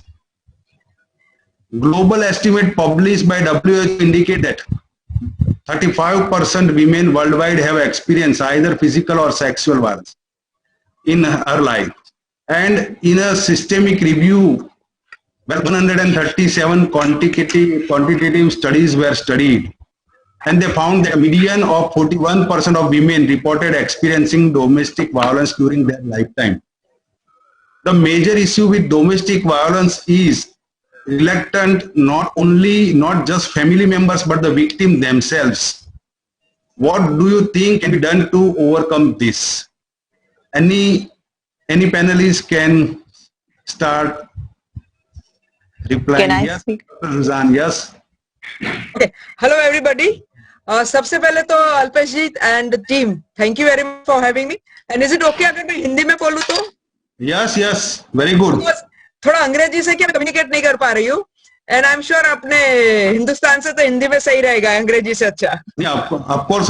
This is for all the women across India. So Hindi में बोलो. जी, thank you sir. Sir domestic मैं क्योंकि thank you for I said having me here, क्योंकि मैं अब ऐसा है sir कि मैं डाउन द लेवल सारे स्टेटस ऑफ द सोसाइटी के साथ काम कर रही हूँ, डाउन द लेवल से लेके अप द लेवल, यानी मिडिल क्लास लो, लोअर मिडिल क्लास लो, हाई क्लास लो, क्या कहते हैं बिलो पॉवर्टी लाइन लो, सबके साथ काम कर रही हूँ. सर सब में एक ही चीज जो मेरा मेजर दिखाई दिया वो ये था, अगर आप डोमेस्टिक, मैं पहले बताऊंगी ऑब्वियसली आप लोगों को तो पता है domestic violence, but how we can stop it, जैसे आपने कहा, क्योंकि ultimately see I mean what I believe कि जब हम इस तरह के फोरम में रहते हैं तो सर मेरा ऐसा खास मानना है कि जब आप लोगों ने हमें बुलाया तो we should share our experience and stay कि क्या कर सकते हैं. सिर्फ एडवाइस देने से या सजेशंस देने से काम नहीं होने वाला है. सो मेरा ये मींस मेरा ये प्रैक्टिकल रिसर्च के साथ और हम इस पे काम कर रहे हैं, इसलिए मैं इतना कॉन्फिडेंटली कह सकती हूँ कि सबसे पहले अगर हम लोग एक उंगली अगर स्टॉप करेंगे स्टॉप कर सकते हैं। अब एग्जांपल देना चाहती हूँ, I just jump to the topic because I know there are other thing, और आपने हमें खाली आधा घंटा दिया और इतने सारे पैनलिस्ट दिए थोड़ा एक्सपीरियंस, इसलिए मैं सीधा जंप करूंगी विदाउट गोइंग अराउंड अराउंड। तो जंप टू द टॉपिक में मेरा ऐसा कहने का है सर कि जब हम डोमेस्टिक वायलेंस की बात करते हैं तो सबसे पहले वहां से स्टार्ट होता है कि जब अपने घर में जब वो जो पति पत्नी वाला डोमेस्टिक वायलेंस चल रहा है, तो क्या आप जो छोटे छोटे बच्चे उनको अच्छा नहीं लगता है sir, they are not liking it. बिल्कुल, वेरी ट्रू। धीरे धीरे बड़े होते ना तो लड़की देखती है कि मम्मी सहन कर रही है तो वो सोचती है कि अरे मुझे भी करना है, और लड़का देखता है कि पापा कर रहा है तो बोलेगा अभी मुझे भी करना है, मैं मैनली बनने वाला हूँ। एक पॉइंट पहला। अब दूसरी पॉइंट की ये लड़की देख के बड़ी होती है, लड़का देख के बड़ा होता है। अब मान लो, अब जस्ट टेकिंग फास्ट एग्जांपल, ये हमारी रिसर्च बता रही है कि मान लो कि बॉयफ्रेंड गर्लफ्रेंड बोलो या फियांसे बोलो, कोई भी बोलो कहीं मिल रहे हैं और लड़की लेट पहुंचती है, एग्जांपल दे रही हूँ। अगर जब लड़की लेट पहुंचती है तो लड़का का एक तो उसको ईगो आ जाता है, क्योंकि अगर गार्डन में खड़ा सब बुरके देख रहे होंगे कि ये खड़ा लड़की नहीं आई अभी तक, तो उसका पहले तो ईगो आ जाता है कि मैं खड़ा हो गया और वो नहीं आई, मेरा टाइम बिगड़ गया होता है। अब जब लड़की आती है तो लड़की को वो पहले बोलता है कि भाई तू क्यों लेट आई, तो लड़की ने कोई भी रीजन दिया होगा, जो भी लॉजिकल जो भी होगा। अब ही वांट्स टू प्रूव कि मैं मर्द हूं, तो वो लड़की को टपली मारता है। अब सुनिए सर, ये इंपॉर्टेंट है, वो लड़की को टपली मारता है। अब अगर वो लड़की ये टपली का सामना करेगी, और वो भी कैसे, सामने मार के नहीं, क्योंकि मेरा हमेशा कहना है कि हम किसी के साथ भी एज ए फीमेल, सब लोग जानते हैं बायोलॉजिकली हम लोग मेंटल स्ट्रांग है, फिजिकली स्ट्रांग नहीं है, तो हम किसी के साथ भी हुक्काबाजी करके कभी नहीं जीतेंगे। लेकिन अगर वो जब पहली टपली मारता है और अगर वो लड़की उसकी आंखों से आंखों मिला के बोल सकती कि मेरे साथ नहीं करने का, अब देखो सर, अब वो लड़का डर जाएगा। अब डर नहीं, ये सभी के साथ बोल रही हूँ, प्रैक्टिकल के साथ बोल रही हूँ, एवरीबॉडी स्टिल लिसनिंग हियर, ऐसे में सिर्फ स्टोरियां नहीं कर रही हूँ। सो जब ये लड़का डर जाएगा तो लड़की को इधर बोलेगा कि नहीं नहीं मैं तो मस्ती कर रहा था, या वो बोलेगा ले तू मुझे मार, तू मुझे मार। तो सर मुझे ऐसा कहना है कि लड़की को इसको गेम नहीं बनाना है कि ले ले ले मैं मारती हूँ, नहीं, लड़की को सिर्फ उसको आंख से आंख मिला के बोलना है कि मेरे साथ ऐसा मत करना। जिस दिन लड़की ने ये कर लिया सर, वो जंग जीत गई। अगर उसने ये नहीं किया तो सर ये थप्पड़ जो है, टपली से थप्पड़ होगी, थप्पड़ से पट्टे मारेंगे और बहुत कुछ होगा sir. So this is my small submission sir. Thank you very much रुझान, आपने बहुत ही अच्छी तरह से एकदम से प्रैक्टिकल टिप दिया है सबके लिए। I think it will be very much helpful to our listeners we also. My other question is they are reluctant to talk about this violence, so how can we make them ready to talk about their violence experience of violence? So can I talk? Yes, Dr. Trip. Sir I think अभी हमें बताया कि भाई कैसे लड़कियों को आगे आके बोलना चाहिए। So the main 3 things how we can prevent is, 1, instilling confidence in the woman, because as a female we understand what happens कि आपको किसी भी तरह का violence होता है, abuse होता है, first thing is a guilt feeling. You feel as if somehow you are responsible for that. So that thing has to come from upbringing from the parents, 1, and 2, there is a societal role which we all are doing. जो आपने 3-4 चीजें आज बताई, बेटी को बढ़ाओ, बेटी को सिखाओ, these 2 things are very important in instilling that confidence. And 2, वो लड़की में confidence होना चाहिए अपने parents पे कि वो उसको support करेंगे. That support group has to be there. कोई हस्बैंड अपनी वाइफ को बहुत तंग तब तक करता जब तक उसे मालूम है कि she is not going to report to the parents, her parents are weak and vulnerable and they will not retaliate, so that thing has to go away. So these 2 things are, I think, very, very important. And 3rd, as we all know, that the girl has to be empowered financially. But then again, we as gynecologists have seen that even gynecologists are abused. So domestic abuse is one thing which is in every strata, and uske liye again the 4th thing, beta samjhao, which is very important. Toxic masculinity should have no place. We as a country, I have seen people saying looking down on feminism, but so India suffers from lack of male feminists. We need more male feminists. So Dr. Drupti, we require education, awareness, yes, from very beginning, from schools, from community, from home, from parents, from workplace, media, and as you have mentioned, we need to develop courage to speak about and yes, boost community support like parent support or other supports. Now they can also use technology support also they can have, and they should be empowered, listen to be empowered, and they should have intervention plan also. And one more thing, I think they should also be taught to document when the violence, which date, which type of violence, which type of injury, everything should be documented. So then it will be very much helpful and it can be used also against the accused. So I think there are thousands of women who continue to tolerate domestic violence and abuse simply because they have no other place to go. I think can we have some secure crisis management center or safe houses where women can stay if violence occurs and work, and as well as retain custody of their children, and can government provide them legal awareness and assistance to take actions against their attackers? Yes, Dr. Ruzan, yes, Ruzan, and then Arti. Arti ji, if you don't mind, मैं sir पहले 2 point बता दूं क्योंकि connect है इसलिए. सबसे पहले मुझे ये बताना है, सबसे इंपॉर्टेंट पॉइंट, कि मैं सर यूथ के साथ काम कर रही हूँ, बच्चियों के साथ काम कर रही हूँ, अगेन ऑल स्टेटस. सर मैंने देखा है, मेरा पर्सनल एक्सपीरियंस रहा है बात करके, कि सर उनके पास हिम्मत है to face the world.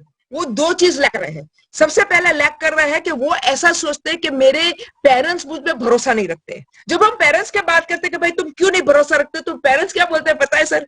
Parents बोलते हैं कि नहीं, हमें भरोसा है हमारे बेटियों में, लेकिन प्रॉब्लम ये कि हमें हमें हमें संसार से भरोसा नहीं, हमें एनवायरमेंट से भरोसा नहीं, लेकिन हम वहां झगड़ नहीं सकते, इसलिए हम हमारी बेटी को दबाते हैं.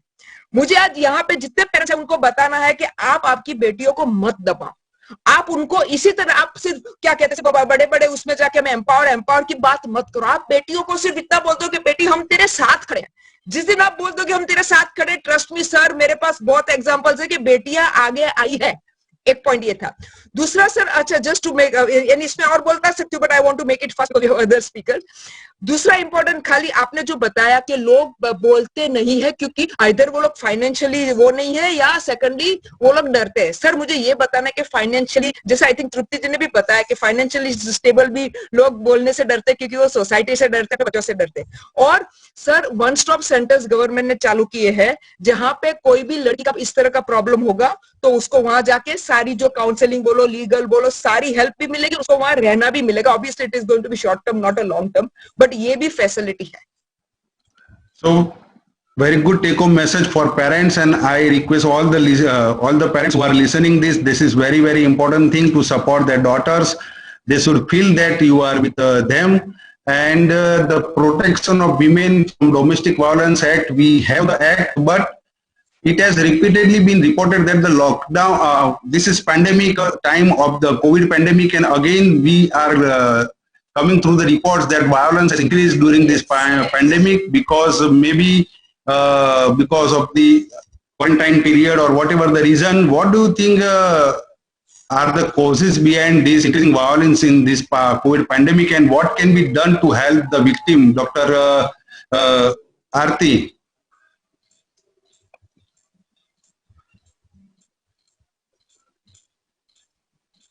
Dr. Arti. I think so, she has got disconnected. Santa Kumari. Dr. Santa Kumari. Yes, Alpesh. Yeah, please. This is, I let me introduce Dr. Santa Kumari. She is the president-elect for the next year, but she is working for the violence against women cell since many years at international level in our FIGO Federation. Yes, Santa Kumari, please. Thank you, Alpesh. I think, dear friends, the very fact that a male president has actually decided to do today's program on this topic itself shows that partnering with men is what is needed. Very right. And the very fact that we start talking about it, when people start hearing about it, that people are talking, that actually puts the perpetrator into a little hesitancy before inflicting violence. See, what is it you can do in this time? A lot of the statistics have shown that domestic violence has increased because there's no way the whoever is the person who is undergoing this stress is not having any other choice. You know, they have to stay. Both the people are staying in one place, and there's no way of getting out. So that itself is a very big issue. And now, when you look at it, I think as all the one stop, whatever it is, there are so many laws. There's so many people talking. we have got a lot of NGOs, and we have seen how brilliantly our Roseanne has spoken. Many people speak, but all of us who speak may not be having the problem. The problem is those millions of women world over who are actually undergoing this. But when everybody starts talking, then everyone starts realizing, yes, I need to say no. I think Alpesh, the very fact that we start talking is a positive indicator for the person who is getting victimized, and at the same time for the person who's inflicting that violence is a bit wary that he needs to be careful. That is the most important thing. And yes, we obstetrician gynecologists are the first point of contact for anyone. They'll come to us before they go to the police or the lawyer. So that is why we need to actually sensitize our OB-GYN colleagues to be more, I think, a little more sensitive, and if we can give a bit more time to those patients who want to talk to us.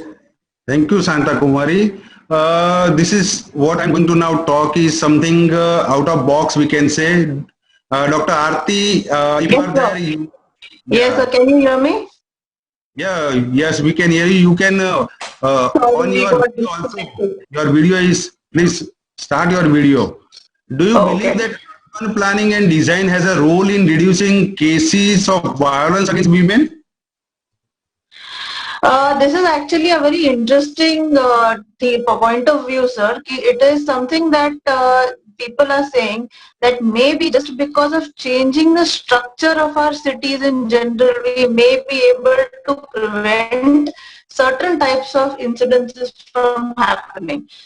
Like we know that a lot of incidences of violence occur when women are alone, when restraints other people, like dark parking lots and or alleyways, small roads where they may be alone.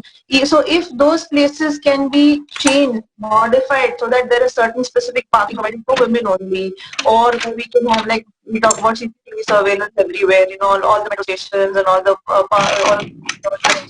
parks. So where the people may be a little afraid about knowing, they know that this is something that is not, the attackers know that they are not easily accessible. So it might help overall. The neighborhoods are made in such a way that there are, the women are able to go out into those areas. They are able to remain safe. So if we have areas planned in that particular way, we may be able to do something about it in that way. It will reduce the incidences of those kind of violences, at least, that occur in such places.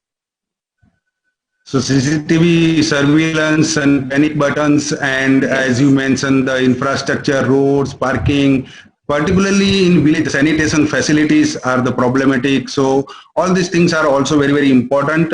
And media is also very important role. And media is in past many movements run by media. Media can be very much helpful in this. Now I want to discuss another important aspect is acid attacks, and the story of Lakshmi symbolizing the life of acid attack victims across the world, all over the world. And there is a statistic that approximately 300 acid attack cases take place in India every year. And as per the Acid Survivor Foundation, India estimates the actual number to be about 1,000 per year. So how can we prevent or reduce acid attacks in India? Is banning the sale of acid a practical option? Yes, Santa Kumar. Yes. This is a very horrible attack, I can tell you. In my own state, but now before it became separate, the older Andhra Pradesh, we used to have many cases of this acid attack. And then suddenly the police started taking proactive role.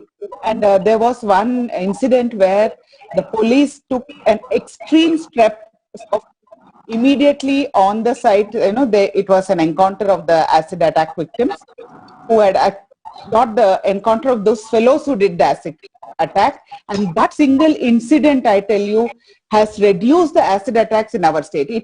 People may say, I'm not it's not right to act in this way, but sometimes the society may need this sort of punishments so that they don't dare to mete out such heinous crimes to women. I strongly believe we have to be very, very tough with the fellows who do such acts. So strict action, immediate actions are immediate action. important, and I think that has reduced so much. also strict regulations may also be required, like Aadhaar card, ID proof, only small amount of to be dispensed at a time, or many other things can be planned, can be think on, but strict regulations are also required, I think, for the sale of acid. There are so many laws. Criminal Amendment Act 2013 has made acid attacks a specific offense under IPC section, and with imprisonment up to life sentence. But the problem here, as you mentioned, immediate actions is lacking, because there are so many cases pending in the court for up to 7 years. So fast track courts are very, very important in such cases, and rigorous punishment of perpetrators are very, very essential to prevent such type of attacks. And victims are often shunned by society for their appearance. They are not able to secure jobs and financial independence. They require multiple surgeries for disabilities, deformities that they cannot afford. The solution, what can be the solution for this psychological, social and emotional impact of acid attack? Yes, Ruzan. No, I wanted to pitch in that, sir. The acid, the Supreme Court past 6 years have already passed this thing that acid is supposed to be with whatever this thing you account. It cannot be sold like loosely over the counter. But if it is sold, it has to be done under this precautions. So that comes to the acid point of it. That and secondly, sir, for the acid effect, I had a little different this thing also, because I understand that at one point we stopped the acid attack in terms of stopping the supply chain. But let us say if somebody wants to do it, there are other ways and means where they can get. There is a black market. Very easily available. So on the flip side, let the girls be now aware. That's what I want to say. Let the girls be aware mentally that they have shunned somebody or somebody stalking them and things like that. Like I'll give you one example which practically happened. One of the girls called me that she had some confrontation.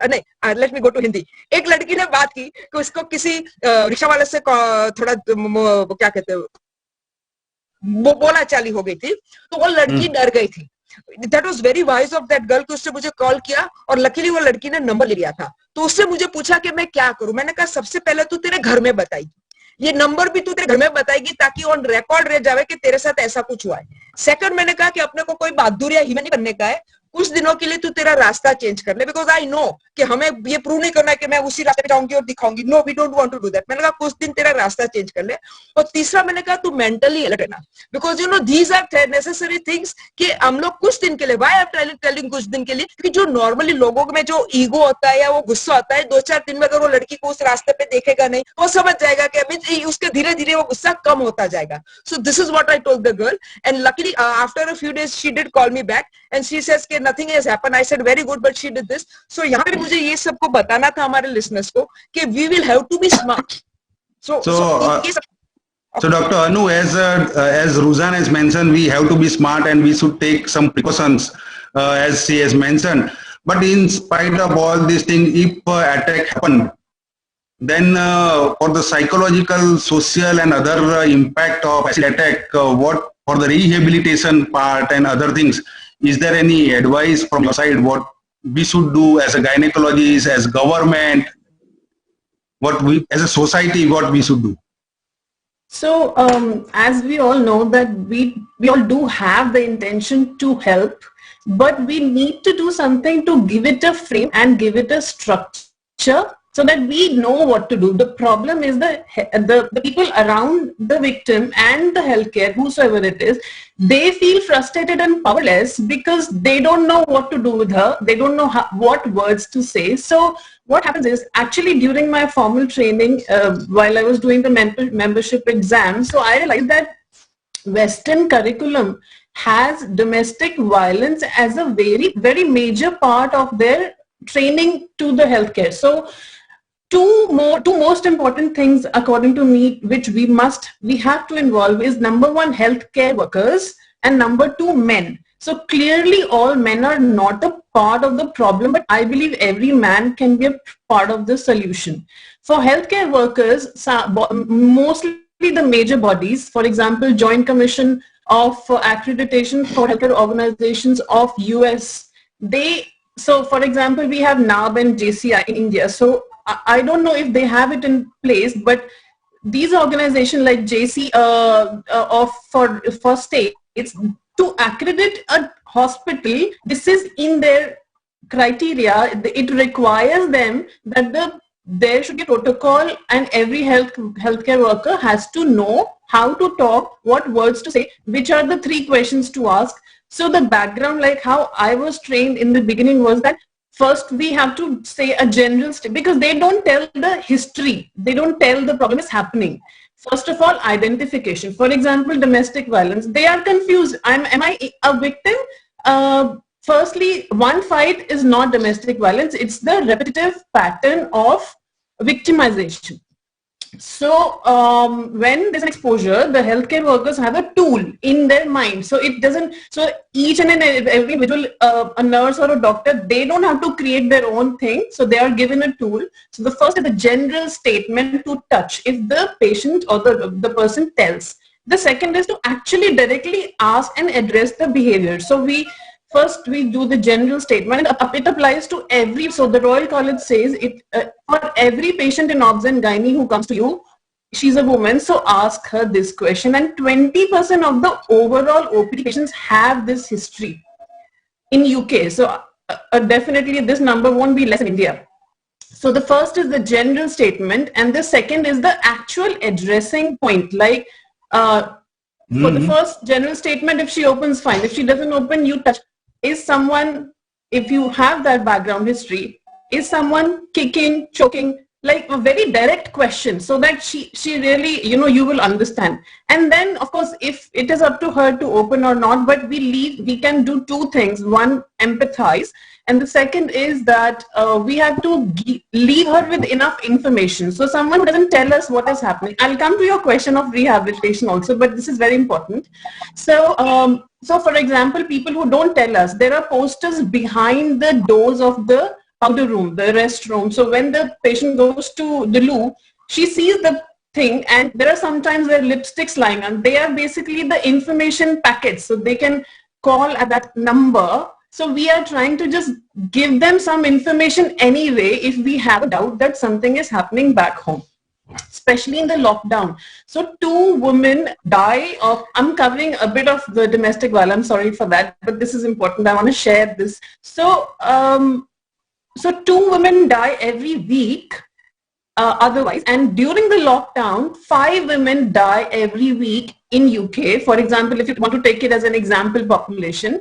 So in general, in human population, so this is now the problem is in the lockdown, the victim has got stuck with the attacker, and the perpetuator is the problem. Sometimes women feel that, oh, I was drunk, no, I had sex with this person earlier, so what can I say? No, in all cases, the perpetuator has is the responsible person, and there are some safety plans in place. So we there are 2 things. So women's aid and refuge are 2 things here. So similarly, we do have like Roseanne's Foundation, what's the name? So these are the local state-based institutions. Sorry for that. And these are the things. For rehabilitation, again, we have systems in place, which is very structured. I think it has to be a part of the whole structure of the healthcare setup. So whenever we get a chance to touch these patients, they should not be missed, or they should be left with enough information what to do if something happens. For an acid attack victim rehabilitation, it is very, it is like a torture in a bottle. So it is a worst form of infliction, and we need to, so till 2013, we did not have any law to address this separately. It was treated as a general women violence. So because we know the extent is so huge, and now we have a 326AB according to Indian Penal Code, where they do have the whole program of rehabilitation as a part of that, and government really helps, and sisterhood, organizations, support groups, they are very important. When you see people who have been attacked like you, so then you open up and you know what to say, and what you can do. Thank you, Anu, for Dr. Alpesh? for covering the violence as domestic violence as well as acid attack, and we need to take care for the psychological, social, as a society, as a government. It is a responsibility, joint responsibility for all of us to take care of all other aspects. When there is acid attack, so many other aspects are also involved, up to rehabilitation and up to financial establishment, everything, up to job security, everything we should take care of her. Now coming to the last important topic, that is rape. Rape is the fourth most common crime against women in India. And according to National Crime Record Bureau 2013, there were 24,923 cases occurred in India, but alarming figure is 24,470 were committed by someone known to the victim. That means 98% of the rape by known persons. So these are the data of NCRB, and again these are the data, the rate increasing in India also. You can see 80,000, and the bad part is we can see the conviction is only 26%. This is very important. No conviction, only conviction is there. That is, we have the law, we have There's some disturbance. And now, as per the Home Ministry, also the murder because of the rape, there was 31% increase in cases of rapists murdering their victims in 2018 as compared to 2017. In 2017, it was 223 murder. Now it is 291 murder because of the after rape in 2018. So which are the causes for this rape, and how we should tackle this?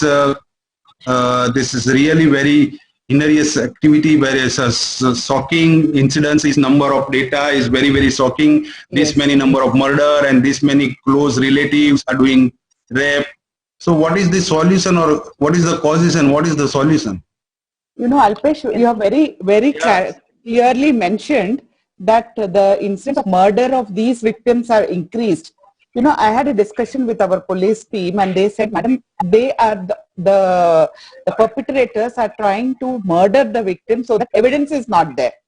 So this is a very bad trend, and that is the reason immediate punishment, and I may sound very barbaric, but in this situation, I think the same treatment which was meted out for those perpetrators in Telangana last year should be meted out to all the fellows, that it will at least create that fear. I may sound very violent, but I think that is the only way you can actually tackle. I'm sorry. Can I say something? It may not be the solution. Yes, Santa Kumari, I can understand your feeling. I can understand your feeling, but it cannot be the solution for every time. Sir, can I say something? But these are 1 minute. But these are the causes. In one study, it was found that it happened more under the effect of alcohol, less police, female police, not enough police in general, acceptance of domestic violence, as we have discussed, it is accepted. So this is again acceptance of domestic violence, and one bad thing is encouraging rape victim to compromise. Yeah, this is also one factor, and stigmatizing the victim. So there are so many things. Of course, there is a conviction, and only 26% are convicted. So these and the late judgment, these all are the factors.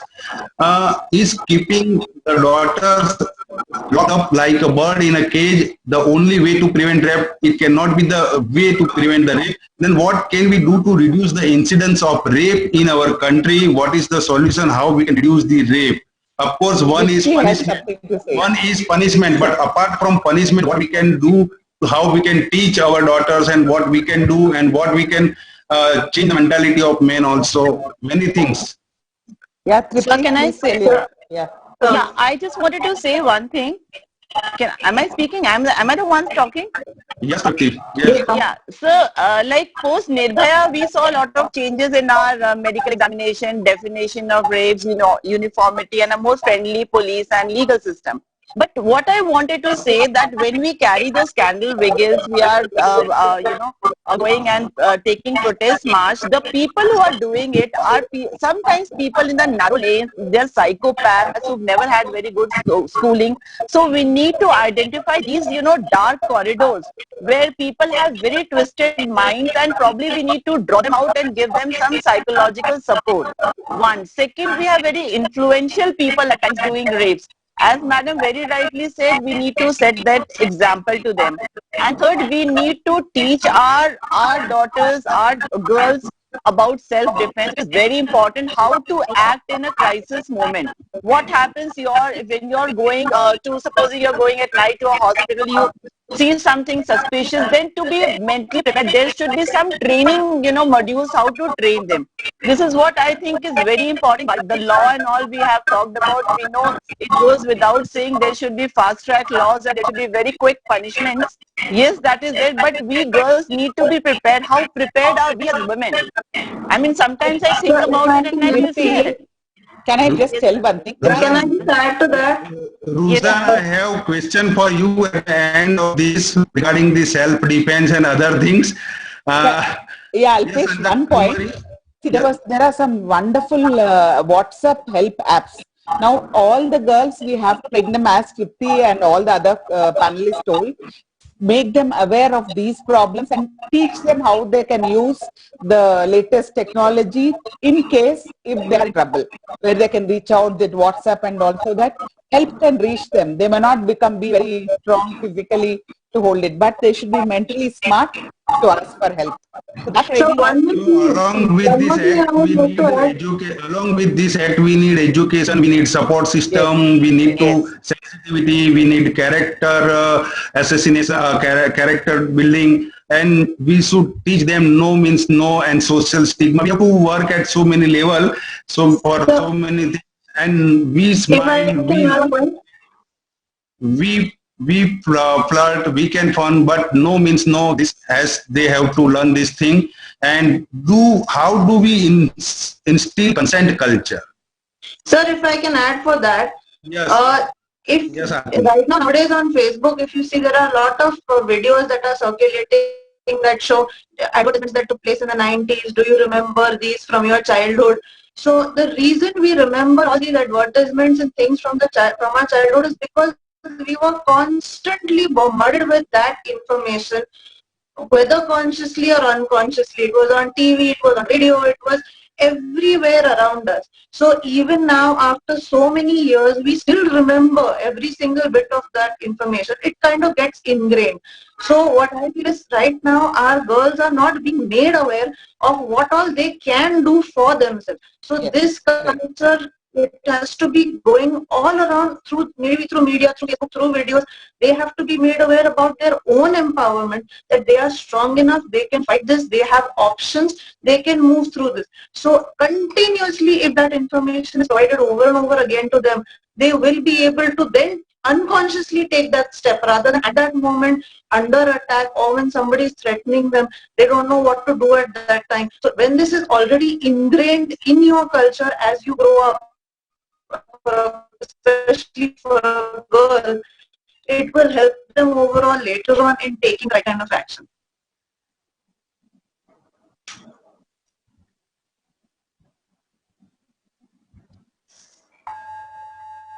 So all this is already we have discussed, so I'm not going in detail of all these acts, laws. Now this is, I think, very important. Our theme today is Beti Bachao, Beti Badhao, Beti Padhao. We want to add this fourth dimension, that is Beta Samjhao. Do you think it is now time for Beta Samjhao? How can we go about raising our sons to change their outlook on women? I think this is the key point. And yes, Anu, please continue. I think the patriarchy is very deep rooted. It started in a very good, I think with a good intention, because women were historically, worshipped in India and they were supposed to be served by men. I think that was the root of patriarchy. So I think they were there to look after the women, and they just went on the wrong track. So I think men take a sign. So if a woman is dressed, so I want, I think the culture should be such that when we bring up men, the boys, so that time it should be inculcated very deep in their mind that a particular dress or a particular act does not mean she is inviting and you can go to any extent. It's not even that the level should come when she has to say no. So, we are raising so men, I believe, are not inherently violent, but they become insensitive because of the environment, because they are treated differently.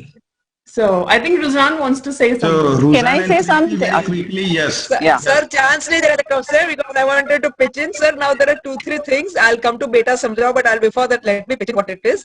Sir, in India, every 1 hour, there are 5 rapes. Yes.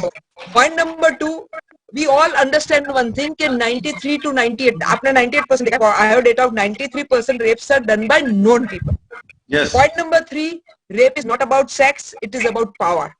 So now, जो मैं कहना चाहती हूँ कि जब वो लड़की, अच्छी 2 टाइप के होते हैं. एक तो गैंगरेप होता है. गैंगरेप ऑब्वियसली जो फ्रेंड्स के सर्कल है वो करते हैं.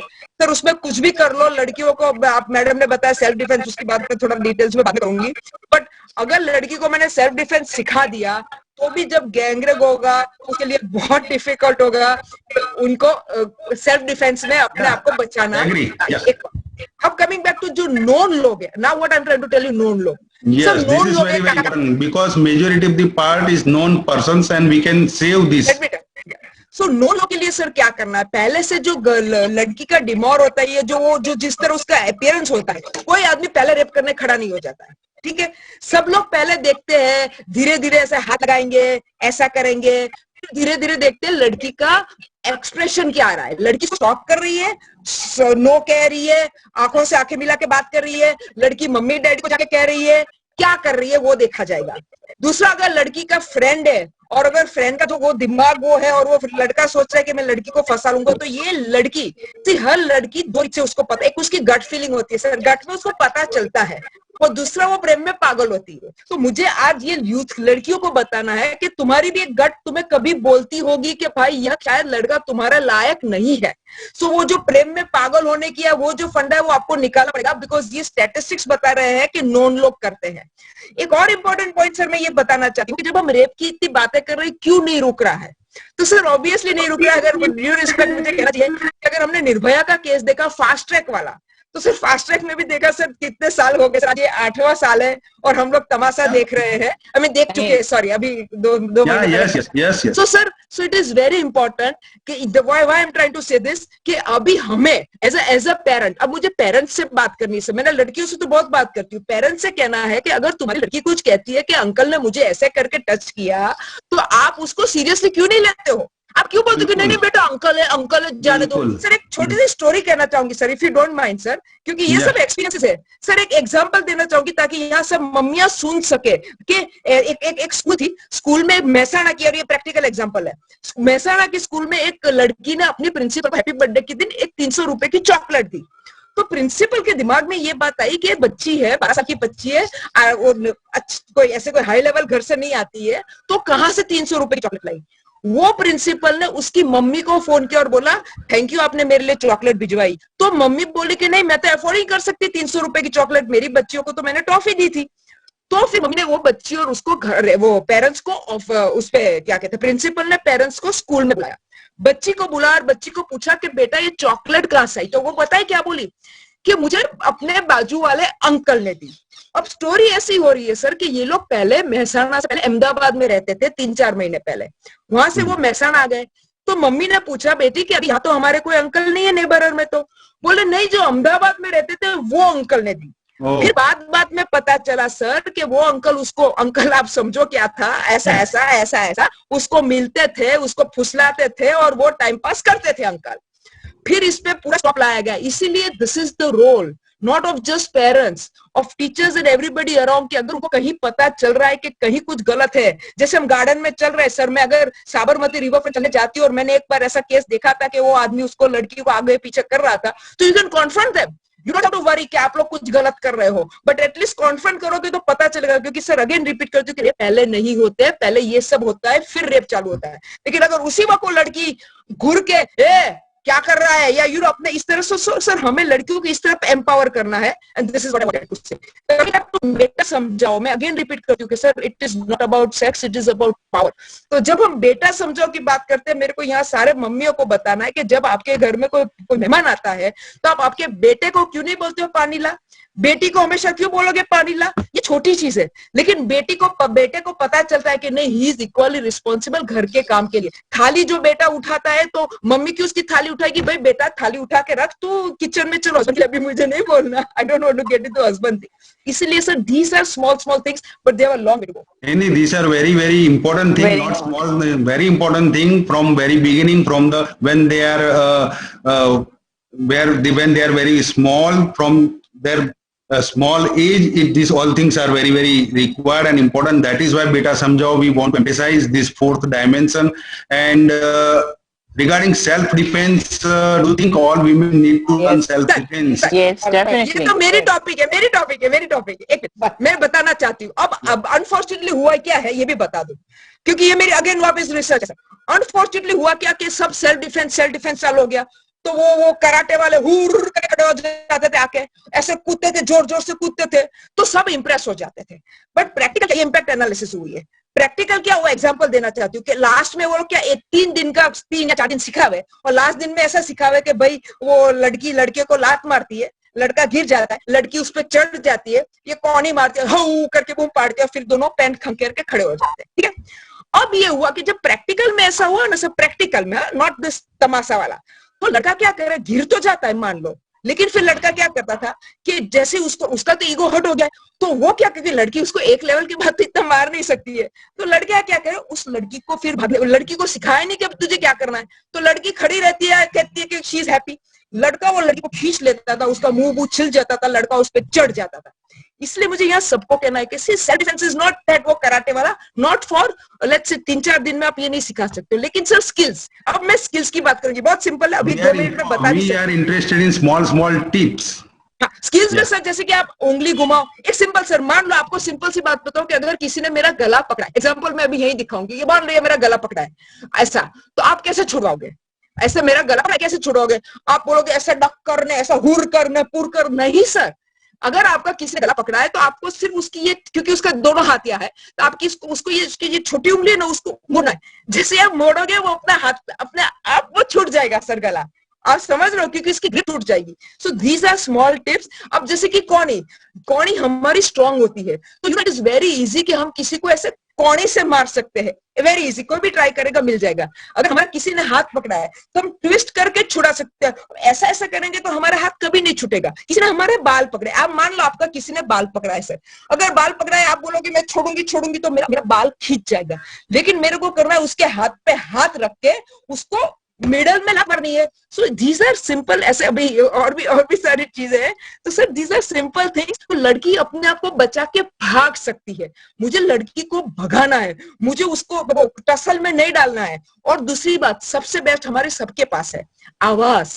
अगर घर में हो रहा है तो आप बूम पाड़ो, आवाज दो, कोई ना कोई सुनता है, कोई नहीं तो बाजू वाला ताकि सुनेगा ही। और सर परपेट्रेटर का दिमाग क्या होता है कि जैसे उसको आवाज से उसको भी डर लग जाता है, कोई आ जाएगा तो ही, कोई परपेट्रेटर कॉन्फिडेंट नहीं होता है कि अरे वाह कोई नहीं आएगा, मेरे तो अकेला ही हूं, नहीं, ही इज ऑलवेज अफ्रेड कि कोई आ जाएगा, तो उसकी ग्रिप छूट जाएगी, और जैसे ही उसकी ग्रिप छूटती है हमें भागना है। So sir these are simple tips. तो मेरे को यह सबको बताना है कि आप ये गलत फहमी, और ये खास करके मेरे को जो 20 साल की बच्चियां तो आजकल सीख रही है, बट उसके बाद बड़ी लेडीज का क्या, बड़ी लेडीज नहीं सीख रही है, बड़ी लेडीज सोच रही है कि हमें क्या जरूरत है। अरे मैडम लोग, आपको भी उतनी ही जरूरत है, क्योंकि तो 5 साल की बच्ची भी सेफ नहीं और 80 साल की बुढ़िया भी सेफ नहीं है।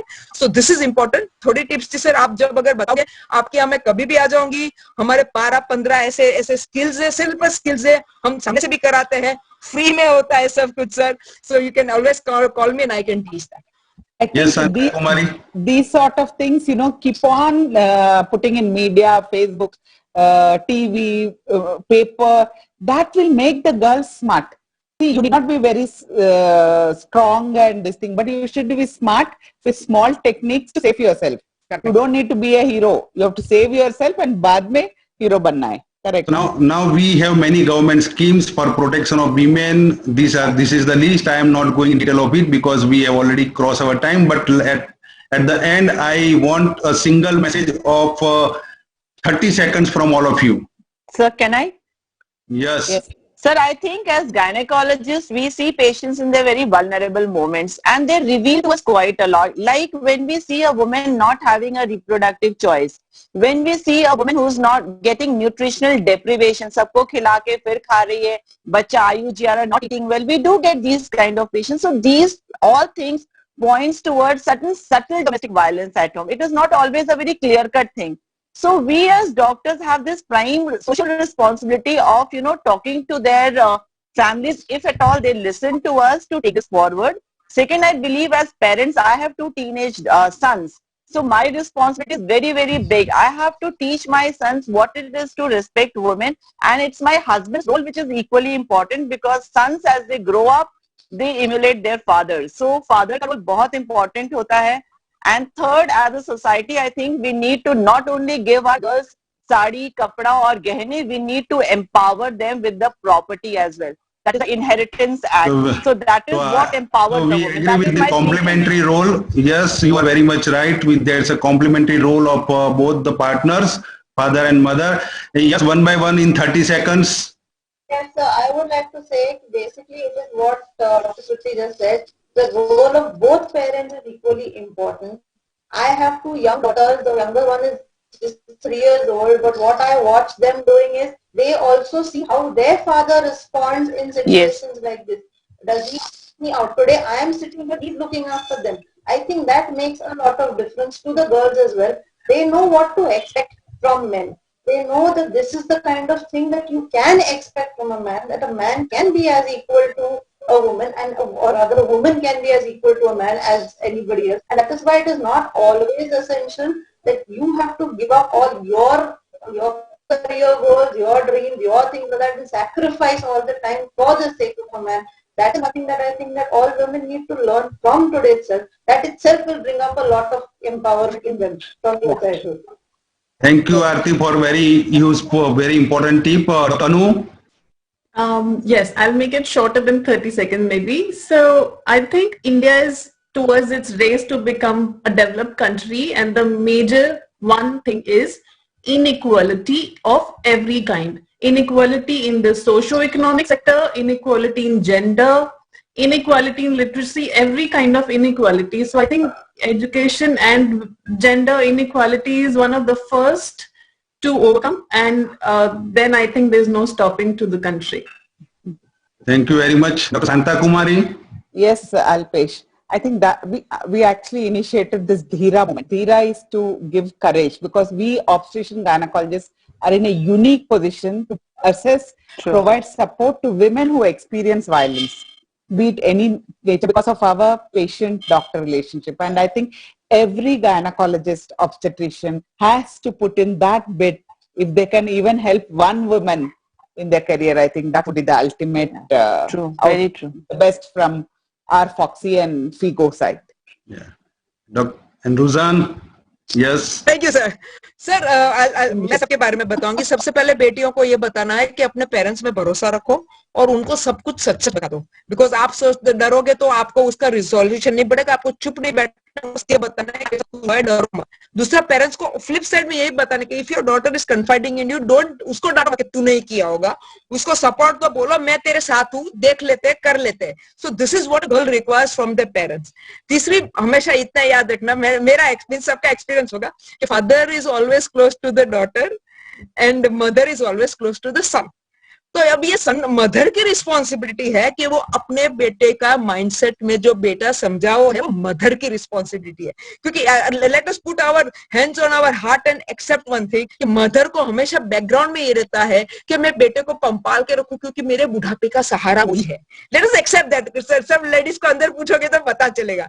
बट मदरों को इंपॉर्टेंट है ये जानने के लिए कि तुम्हारा बेटा अगर संस्कार ही नहीं होगा तो किसी का नहीं हो सकता है. सो this is for the parents. And तीसरी बच्चों के लिए, बेटों के लिए। सर मैं हमेशा ये कहती हूँ कि स्त्री पुरुष की लड़ाई नहीं, अच्छे बुरे की लड़ाई। अगर अभी आपने बॉयज लॉकर रूम का देखा, पूरी सबको पता होगी बॉयज लॉकर रूम की स्टोरी, तो वो एक आदमी था जो विसल ब्लोअर बन के, उस एक पुरुष ही था जो विसल ब्लोअर बन के आ गया। So that was his character कि वो आके उसको बहनों के लिए वो खड़ा रहा।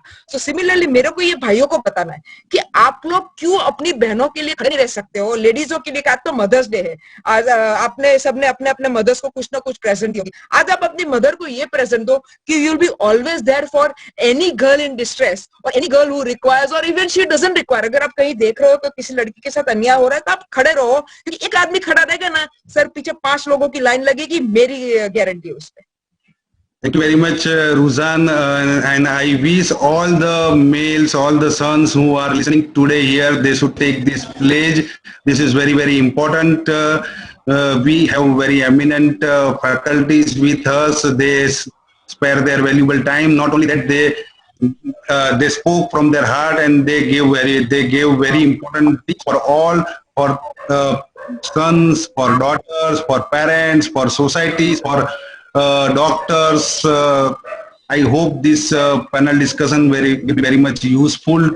Because of these small tips, because of a lack of time, we are concluding the session here, and I am thankful to all the panelists, and let us give them big applaud, virtual applaud here. And Thank you, sir. Thank you so much, everyone. Congratulations and very well done panel, and all the panelists are well done. Yeah. Thank you, sir. Thank you, sir, for Thank the you. initiative. Thank you for the initiative. We need more men like you. Thank you. Very true. Sir आप तो hero बन गए। All FOGSI men are like him. So we all FOGSI men. Ruzan, they all have elected me. 39,000 gynecologists elected me, and most of them are female gynecologists. Very good, sir. So right thing to do. Hero.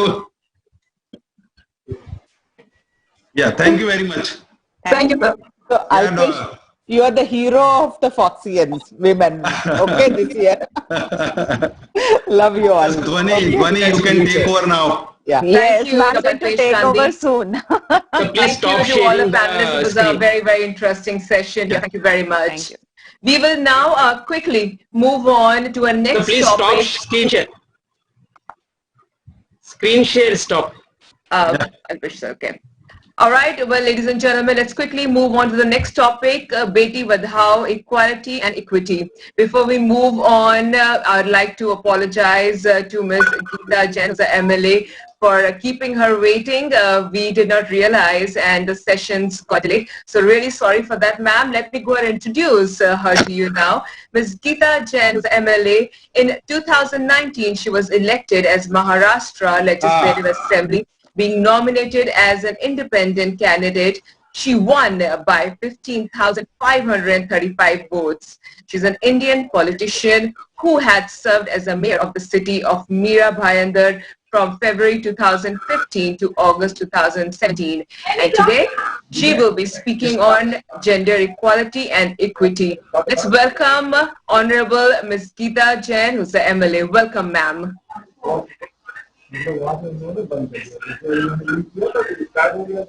नहीं start नहीं video का rule है कि आपने बस session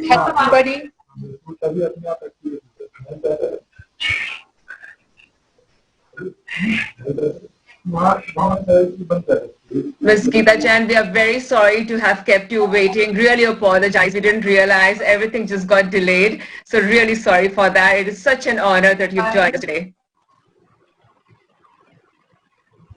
So that's okay. Hello, can you hear me? Yes, ma'am. Madam, we can hear you, please. Yeah. Yes, we can hear you, madam. Okay. नमस्कार आप सभी को मातृ दिवस यानी मदर्स डे की बहुत बहुत शुभकामनाएं। सभी को मातृ दिवस यानी मदर्स डे की बहुत बहुत शुभकामनाएं। Happy mother's day to everybody. और आज अभी मैं डिस्कशन सुन रही थी, बहुत अच्छा चल रहा था। और अब मुझे बोलना है equity, equality and care. Let's start with care. जब एक माँ अपने बच्चे को जन्म देती है और बेटी और बेटा जब दोनों एक ही घर में बड़े होते हैं तो क्या फर्क होता है?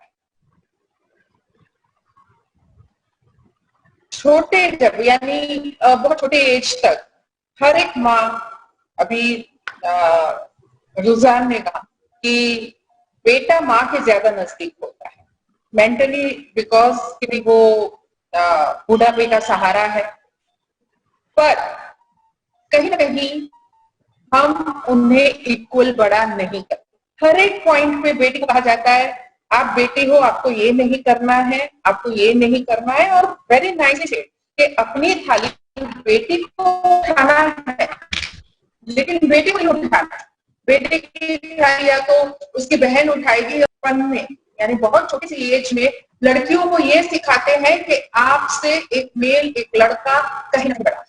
ये हमारा स्टार्टिंग पॉइंट, बट एक छोटा सा पॉइंट है, थाली खुद की नहीं उठाना है या हर एक चीज पे टोकना है।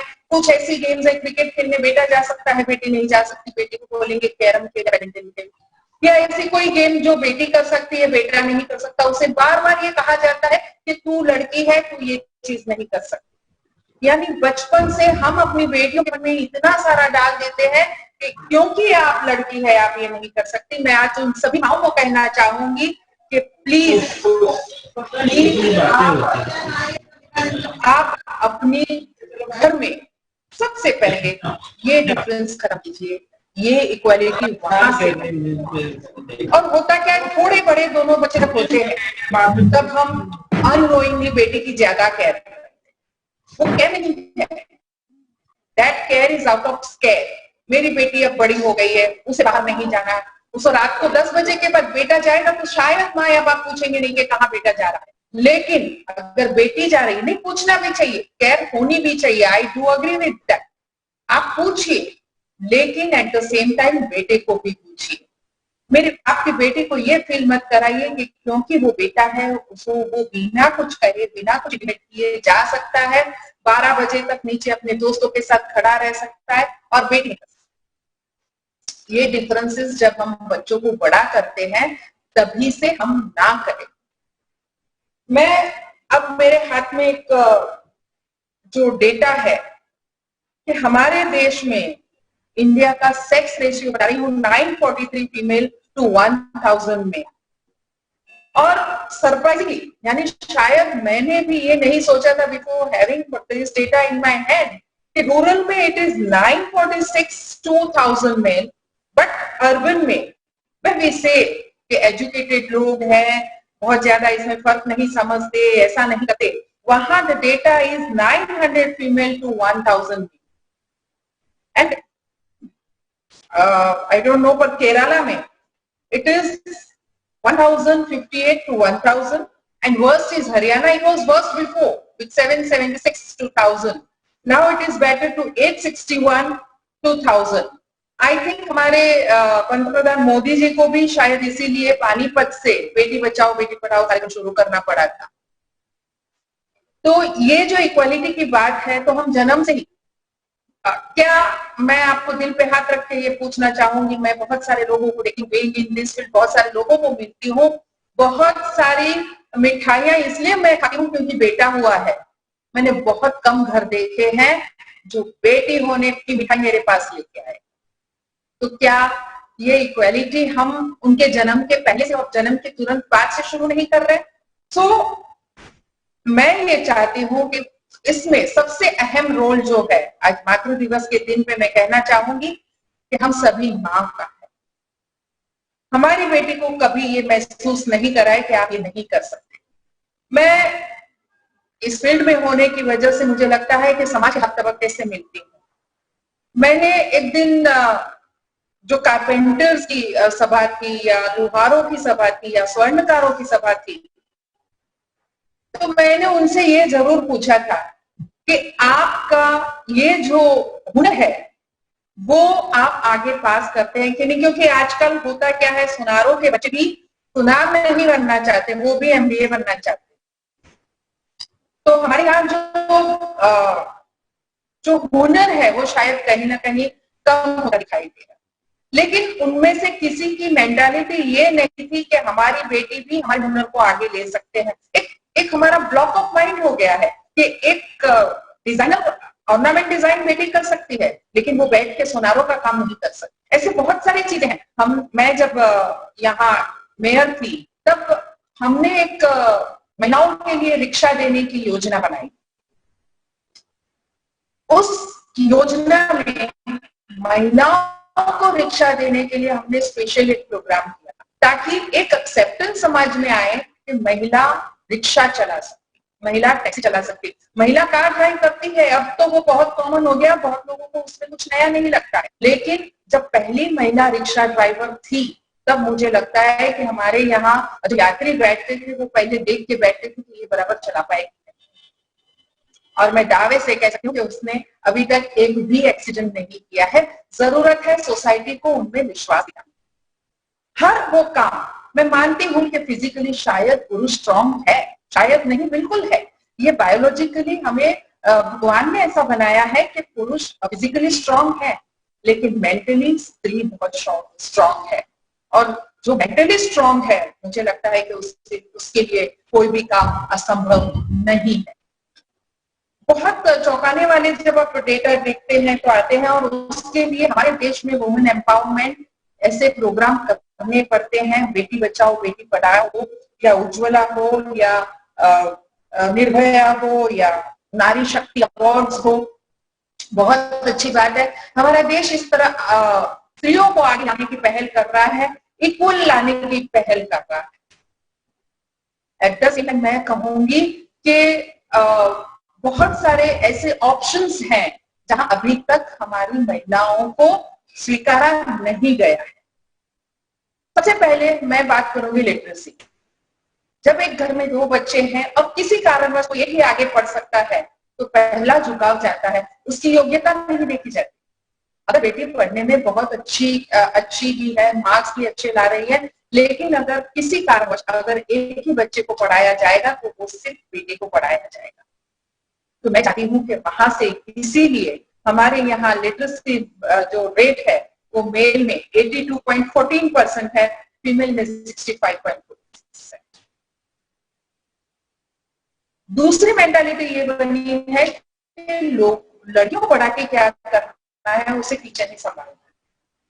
आज वो जमाना भी नहीं है, आज जमाने की नीड है कि बेटियों को भी काम करना पड़ रहा है। तो ऐसी सूरत में हमें इक्वालिटी लानी चाहिए। बहुत सारी मेरी बहनें जब बाहर फील्ड में काम करने जाती है तो क्या अनुभव करती है?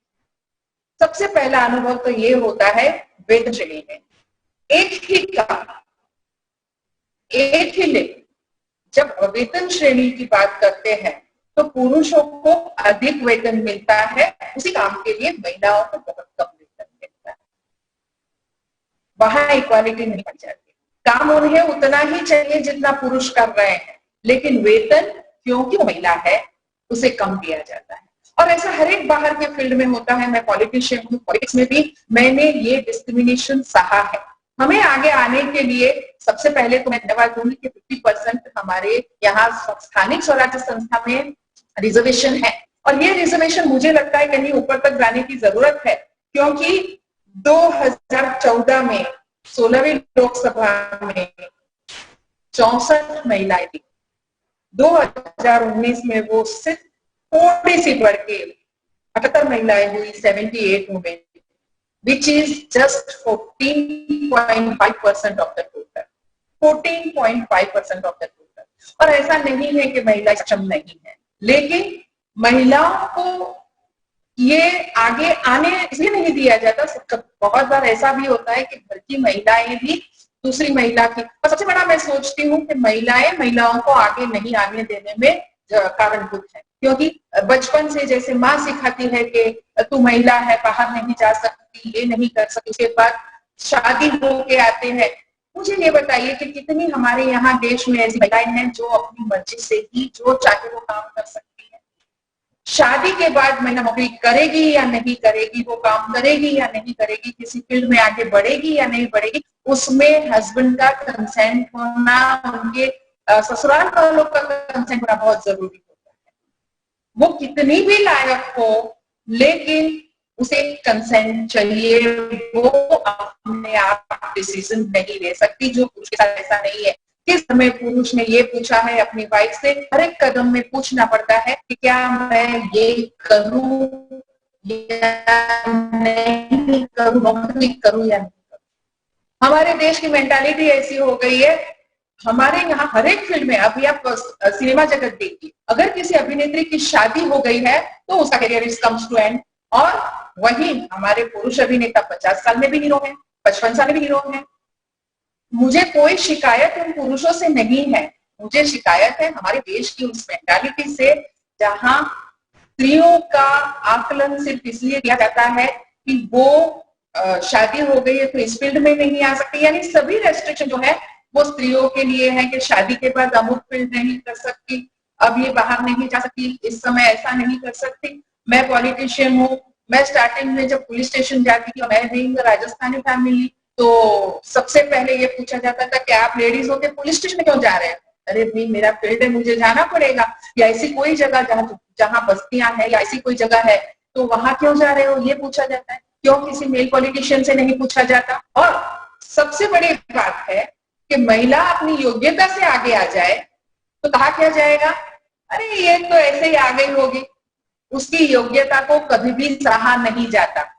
एक मेल या एक पुरुष जब आगे आता है, मंत्री बनता है, मैं मेरी फील्ड की बात करती हूँ, तो उसे कहा जाता है उसकी योग्यता है, बहुत होशियार है।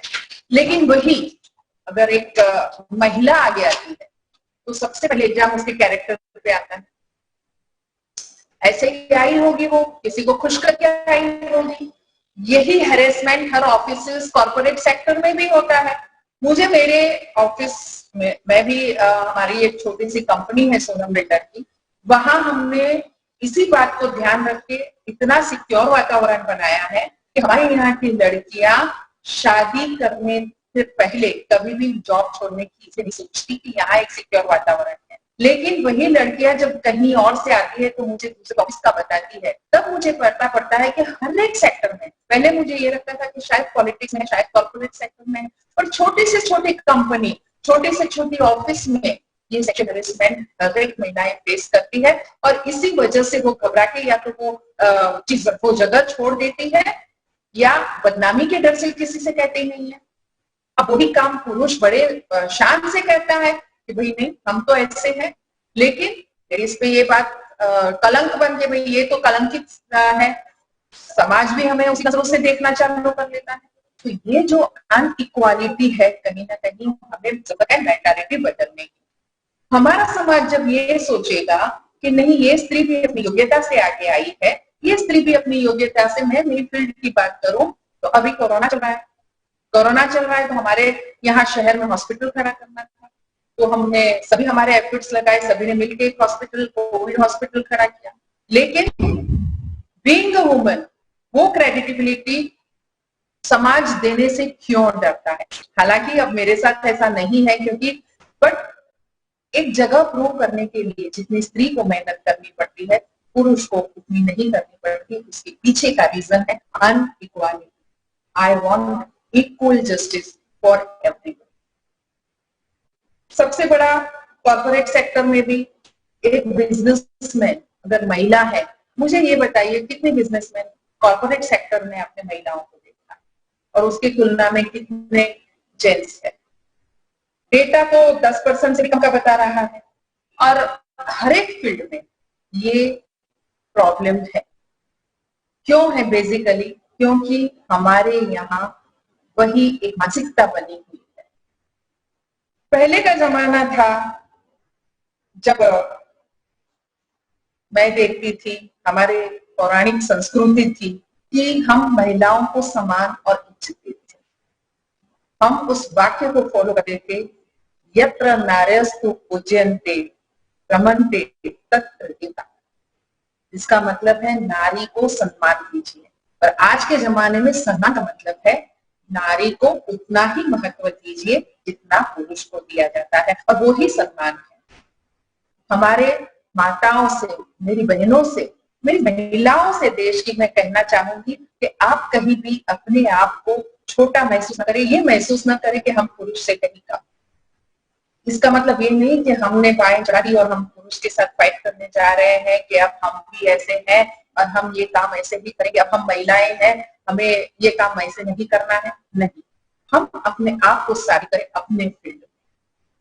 ये एक और मेरे पास बहुत अच्छा डेटा था, मुझे अब पता नहीं क्यों नहीं मिल रहा है। माताओं से मैं बार बार कहती हूँ कि अपने बेटे को भी काम करना सिखाइए। महिलाओं ने 352 minutes in a day domestic work करना पड़ता है, चाहे वो वर्किंग हो या नहीं। डोमेस्टिक वर्क यानी घर का काम महिलाओं ने करना ही करना है, 352 मिनट्स पर डे।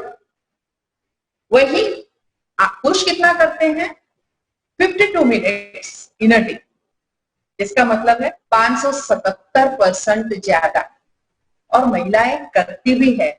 मुझे तो ये समानता का मतलब ही समझ नहीं आया। महिलाएं जब काम ज्यादा करती है और वर्किंग में हमारी जो महिलाएं हैं वो पुरुषों से ज्यादा काम कर रही हैं, अगर ये डेटा पे हम विश्वास करें।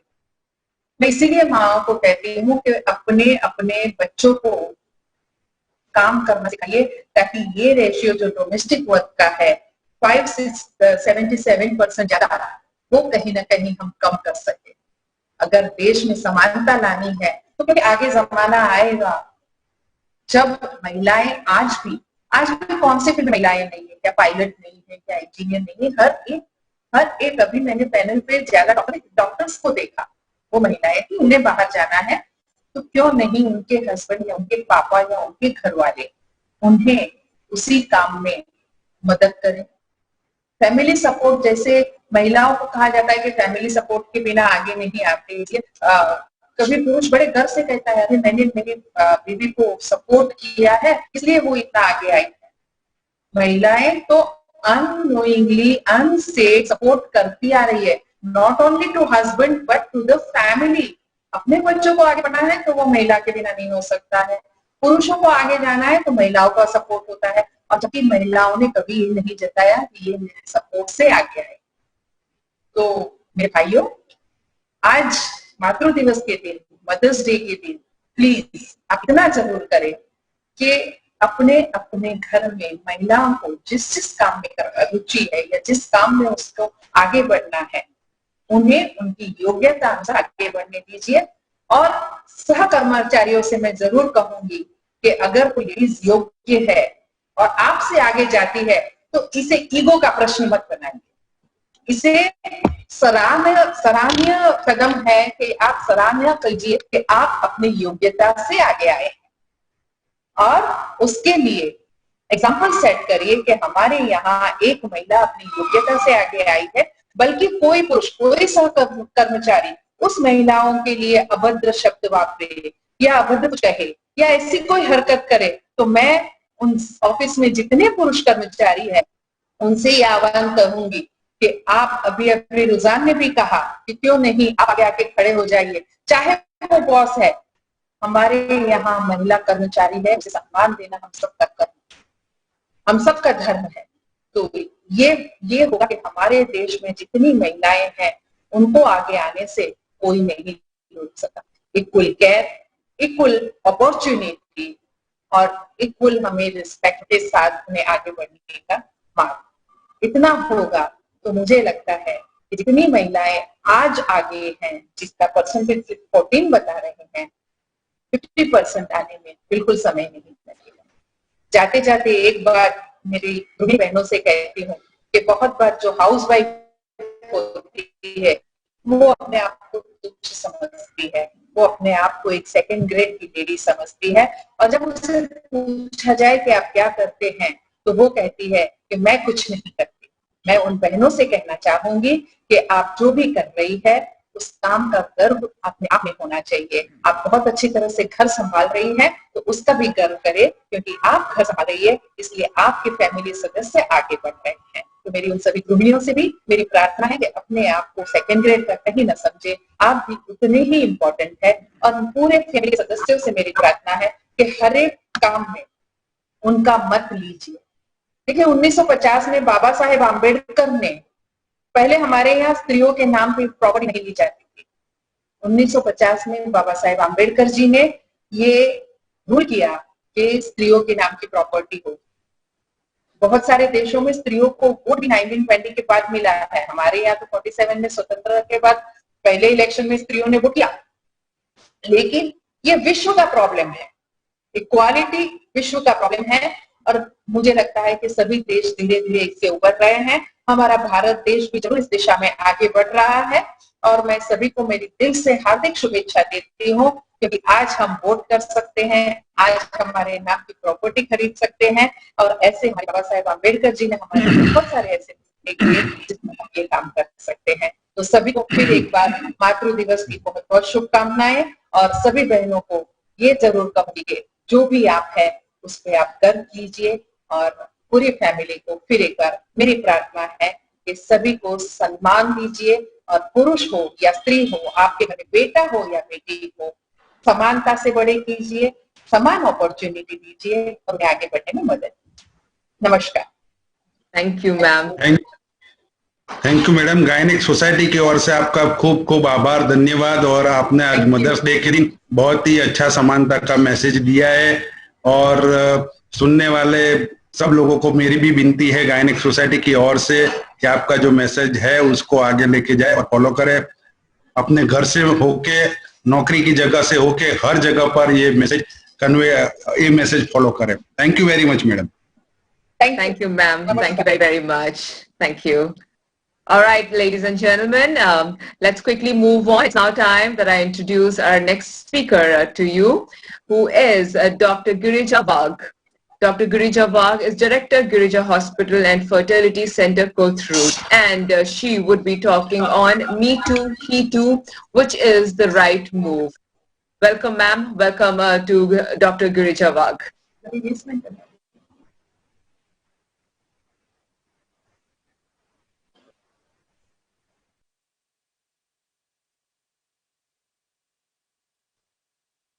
We're waiting for Dr. Girija Wagh to join us.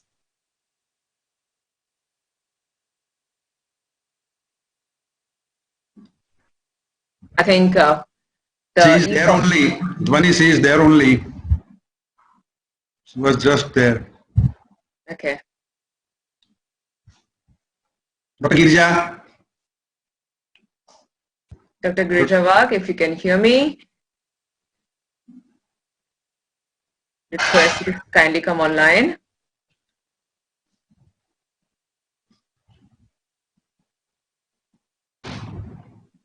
While she joins us, I have to say that all the eminent speakers up till now have shared some amazing thoughts. I think बहुत ही खूबसूरत अंदाज में सब लोग explain कर रहे हैं, and I think you should definitely not miss this. And lots to go. बहुत सारे speakers अभी हमें join करने वाले हैं, and I have to say the Mother's Day today is very, very special. And of course, we are waiting for Dr. Girija Wagh to please kindly join us now.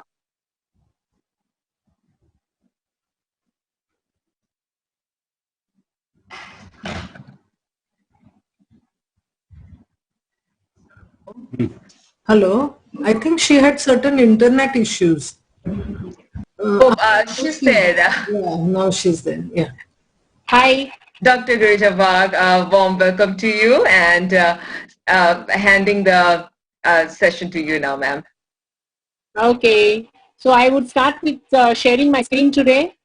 And at the outset, I would like to thank FOGSI for and the team for giving me this opportunity. And it's nice to hear. I heard these panel discussions. They're wonderful. And I hope we can even take a little bit of this forward. So my task today is Me Too or He Too, which is the right movement. And in the next 10 to 15 minutes, I would like to say what I want to say. None of these movements is right, actually. If you look back in the history, the Me Too movement in India started in 2018 with the rise of, inspired by a global campaign against sexual harassment and assault. And women across the spectrum opened up and shared their stories about abuse by men in positions of power. But before that itself, our government of India had risen up to the Vishakha committee. And this was as a result of the Rajasthan state government employee who tried to prevent child marriage as part of her duties as a worker of the Women Development Program. was raped by the landlords of the Gujjar community, and the feudal patriarchs, who were enraged by her, in their words, a lowly woman from a poor and potter community, Guts decided to teach her a lesson and raped her repeatedly, and the rape survivor did not get justice from Rajasthan High Court, and the rapists were allowed to go free. Now, this enraged a women's rights group called Vishakha, and that filed a public interest litigation in the Supreme Court. And this case brought to the attention of the Supreme Court of India the absence of domestic law, occupying the field to formulate effective measures to check the evil of sexual harassment of working women at all working places. Madam just now mentioned about safety at the workplace, and that's exactly what we have to look into.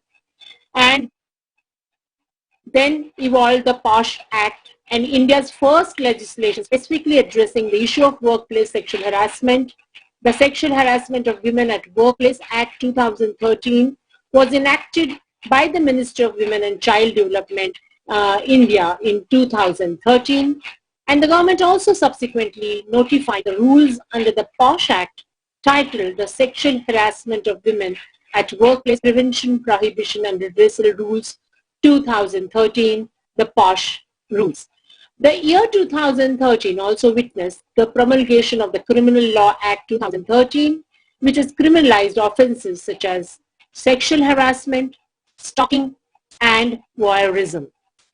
So sexual harassment is an unwelcome sexual advance, unwelcome request for sexual favors, or other unwelcome conduct of a sexual nature which makes a person feel offended, humiliated, and or intimidated, where a reasonable person could anticipate that reaction in the circumstances. And the examples include unwelcome touching, staring or leering, suggestive comments or jokes, sexually explicit pictures or posters, unwanted invitations to go out on dates, requests for sex, intrusive questions about a person's private life or body, unnecessary familiarity such as deliberately brushing up against a person, insults or taunts based on sex, sexually explicit physical contact, and sexually explicit emails or SMS text messages. Now, this is also a form of gender discrimination. It violates a woman's fundamental right to equality and right to life guaranteed under Articles 14 and 15 and 21 of the Constitution of India, and creates an insecure and hostile working environment for women, impedes their ability to deliver in today's competing world, and adversely affects their social and economic growth, puts them to physical and emotional suffering. And it's a considerable quantum. If you look at the India Inc. 41, Wipro reported the biggest jump in number of complaints in the financial year 2013, 500%, the maximum percentage increase in cases in the year 19 reported by Ultratech, Indian Oil Corp and Hindalco. Now, harassment cases in workplaces, India's 50 largest companies by market value have reported 601 cases in the financial year 2018, up 5.81% as compared to the financial year 17. And this case, if you can go back again in years 2014 to 2017, there was a phenomenal rise. Probably this can be the result of the POSH law, where women realized that this is something that they can report, and that could be the reason why they got registered. So these are derived from the Lok Sabha July 27, 2018 on the net, where sexual harassment cases at workplaces in 2014-18, and you can see there is a distinct rise again in the year 2018 in these graphs. Taking this into account, the change, the government again decided to realize and revisit this particular POSH law, and a group of ministers was constituted to address sexual harassment of women at workplace, as well as to suggest steps to bridge the lacuna in the legal remunerations offered to survivors. And the government was reconstituted on July 18, 2019, and was led by Union Home Minister Amit Shahji after the BJP-led government returned to power in the May last year. And the group of ministers constituted this governing group of ministers and reconstituted this law. Now, because women are women, they are subjected to social diseases which impact their physical, mental, or social health, such as female genital mutilation, sexual abuse, and domestic violence. And the domestic violence includes harming or injuring a woman in domestic relationship, physical abuse, sexual abuse, verbal and emotional abuse, and economic abuse. And therefore, what do we read between the lines? Only a female can be a victim. Adult males who have been in domestic relationship with the aggrieved women and male and female relatives of the husband or male partner can be made respondent, and live-in relations are also protected under this violence.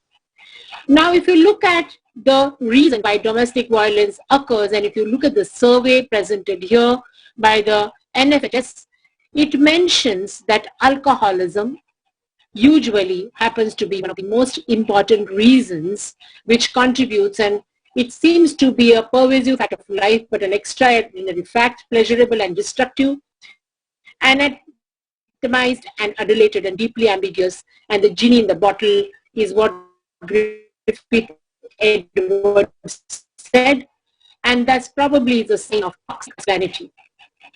Now, if you look at this recent movie by the Netflix, I guess I saw it on, where it depicts about self-respect, and this is this wonderful Delhi-based housewife by the name of Amrita, who finds that a single slap given to her by her husband in an emotional spite was lowering her self-esteem to such an extent that she had the guts to tell him that she doesn't love him.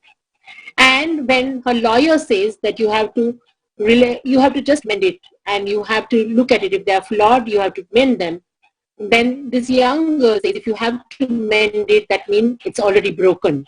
So therefore, such kind of thinking is going by in the women's mind. And if you look at men, usually they happen to choose between the virtues and the vices, and that probably can be the underlying reason why such atrocities against women are occurring. But then, are we really a gender and unequal India? Looking at this, big lines for alcohol was extremely, very, very shameful for us to see. And you can see the male predominance there, but you can also see in this corner, women standing in the same line. So on this side, we also can see, like the Me Too, there's probably a He Too and the Him Too movement, that even men are harassed. And if we look at, more than 1 in 3 women experience sexual violence involving physical contact during a lifetime. Nearly 1 in 4 men experience sexual violence involving physical contact during his lifetime.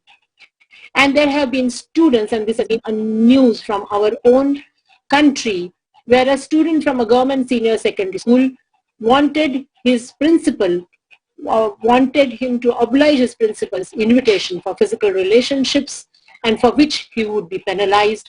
And this was definitely a big story. So there is a domestic violence against men in India too. Men are also seen to be harassed for economic abuse, verbal and emotional abuse, physical abuse, and sexual abuse. And a similar kind of a thing is seen globally. Here I've shown a representation from Australia, that even such kind of a He Too, harassment of men, also exists. There can be a sort of a domestic violence kind of situation even for a man. Look at this example of a person X, married in May 2013, but developed an estranged relationship with his wife merely 3 months and a few days after tying the knot. And the sole reason was that the wife and her family did not want that the parents of the husband should live in the common house. So domestic violence is a serious social issue, but men who face domestic violence in India have nowhere to go, since neither the law nor the society accepts them as victims. And it has been accepted across the world as a form of violence that affects an individual's life in every way: physical, mental, emotional, psychological, violation of basic human rights. And several countries have acknowledged it as a serious threat to a person's overall well-being, irrespective to the gender. And India has also identified DV as a crime and provides relief and protection from it, but only for women. So women, especially wives, of course, evil-minded ones, are making the laws a potent weapon against their husbands to make them fall into their lines. And these pseudo-feminist women use the laws as the gunpoint and make men follow my way or the jail way. Highway is old-fashioned now, diktat. And this is the story of state of affairs, where very common in our country, and there are rise in the fake cases. And these fake cases can be analogously called as him too, because actually the woman may have registered a fake case, where they are weapons extensively used by women to blow men out. 84.4% acquittal rate in 498A cases, that is domestic violence, 73.4% acquittal rate in rape cases, and 82% acquittal rate in dowry death cases have been seen. And you can see on this particular picture here the amount of compensation that these women write for whenever they go in the court. So we have to call for gender equality, and many a times the Me Too can be lies. If the allegations are found to be false or fake, then the woman filing the fake case should be equally punished. And suppose a woman files a 498 case, which means 7 years of rigorous imprisonment, and the court finds it to be fake, then the woman should be sentenced the equal punishment that she was asking for, 7 years rigorous imprisonment without any mercy. And if the courts still start doing this, around 80% of fake cases will be taken back within the blink of an eye, is a proposition made by certain supporters of the Me Too movement. So the Indian judiciary should give this message to the society that if there exist laws and sections for the protection of women, then there also exists Article 14, which talks about equality before the law and equal protection. Article 15, prohibition of discrimination against any citizen based on various things including sex and gender. And Article 21, whether no person shall be deprived of his life or personal liberty. And if the principle of justice, that punishment should be commensurate to the crime. In cases of false cases, the person filing the false case should be deemed to have committed the offense and awarded maximum punishment. And only such provisions probably can act as meaningful deterrents against filing these false cases. Now, Indian men's right groups highlight the possibility of false accusations, as said by Barkha Rehan, an equal rights activist of the Purush Ayog said in a press release in June, legally an Indian man has no rights when he is victimized by domestic violence, sexual, physical and mental harassment or any form of harassment in the workplace. And she added, men are left vulnerable to the whims and the fancies of political parties and have no respite and are treated as third-class citizens after women and transgenders.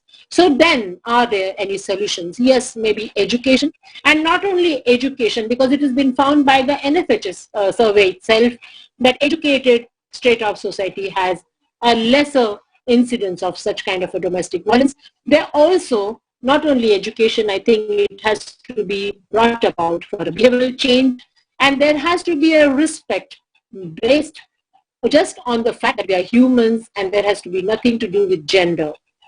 We have to also teach our sons that no means no, whether she is a girlfriend, wife or a sex worker, says Bachchan in a very wonderful movie, The Pink, and this probably is a movie which all of us, the next generation especially, has to be speaking about. The laws have to be gender neutral. Laws, as I mentioned, the domestic violence seems to be only in favor of women.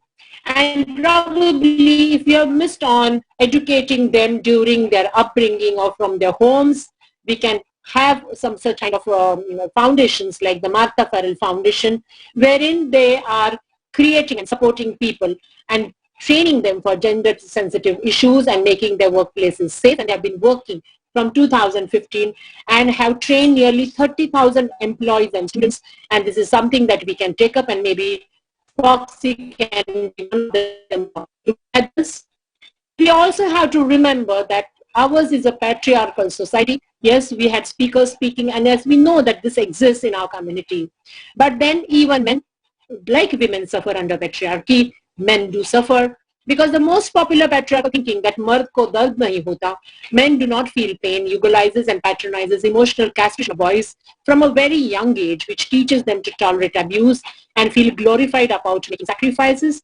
Owing to this social structure, a vast majority of victimized men wear an artificial smile and hide their scars and suffer in isolation.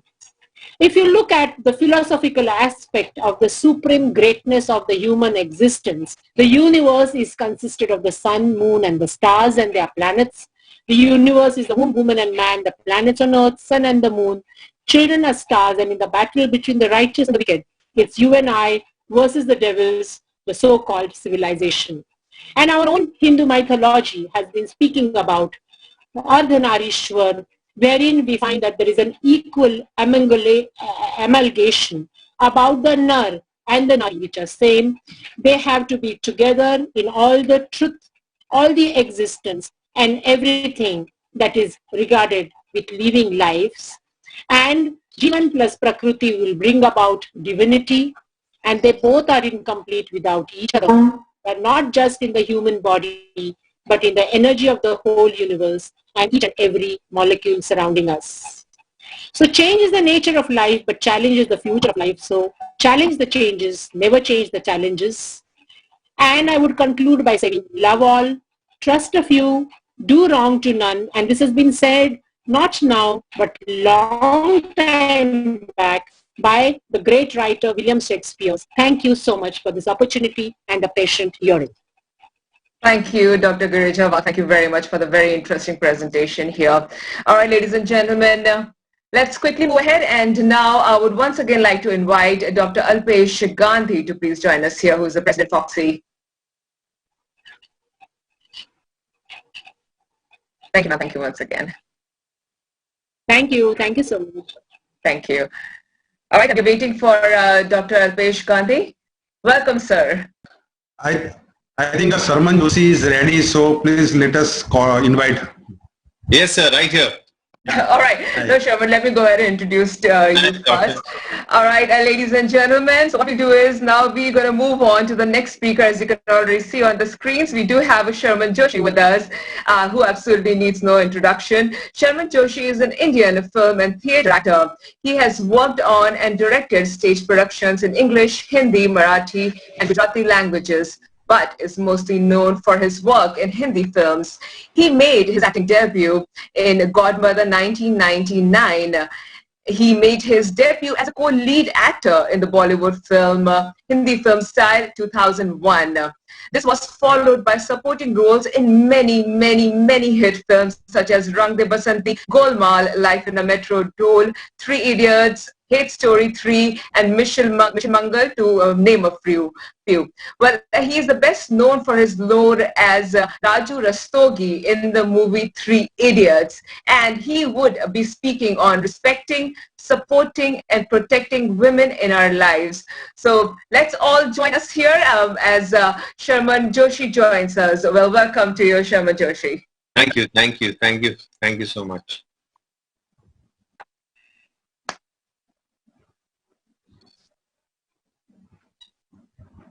Yeah, hi, can you hear me? Yes, we can hear you. Yeah, okay.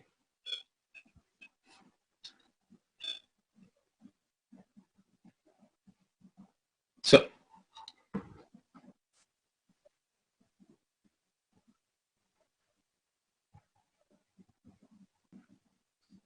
You waiting for our PPT?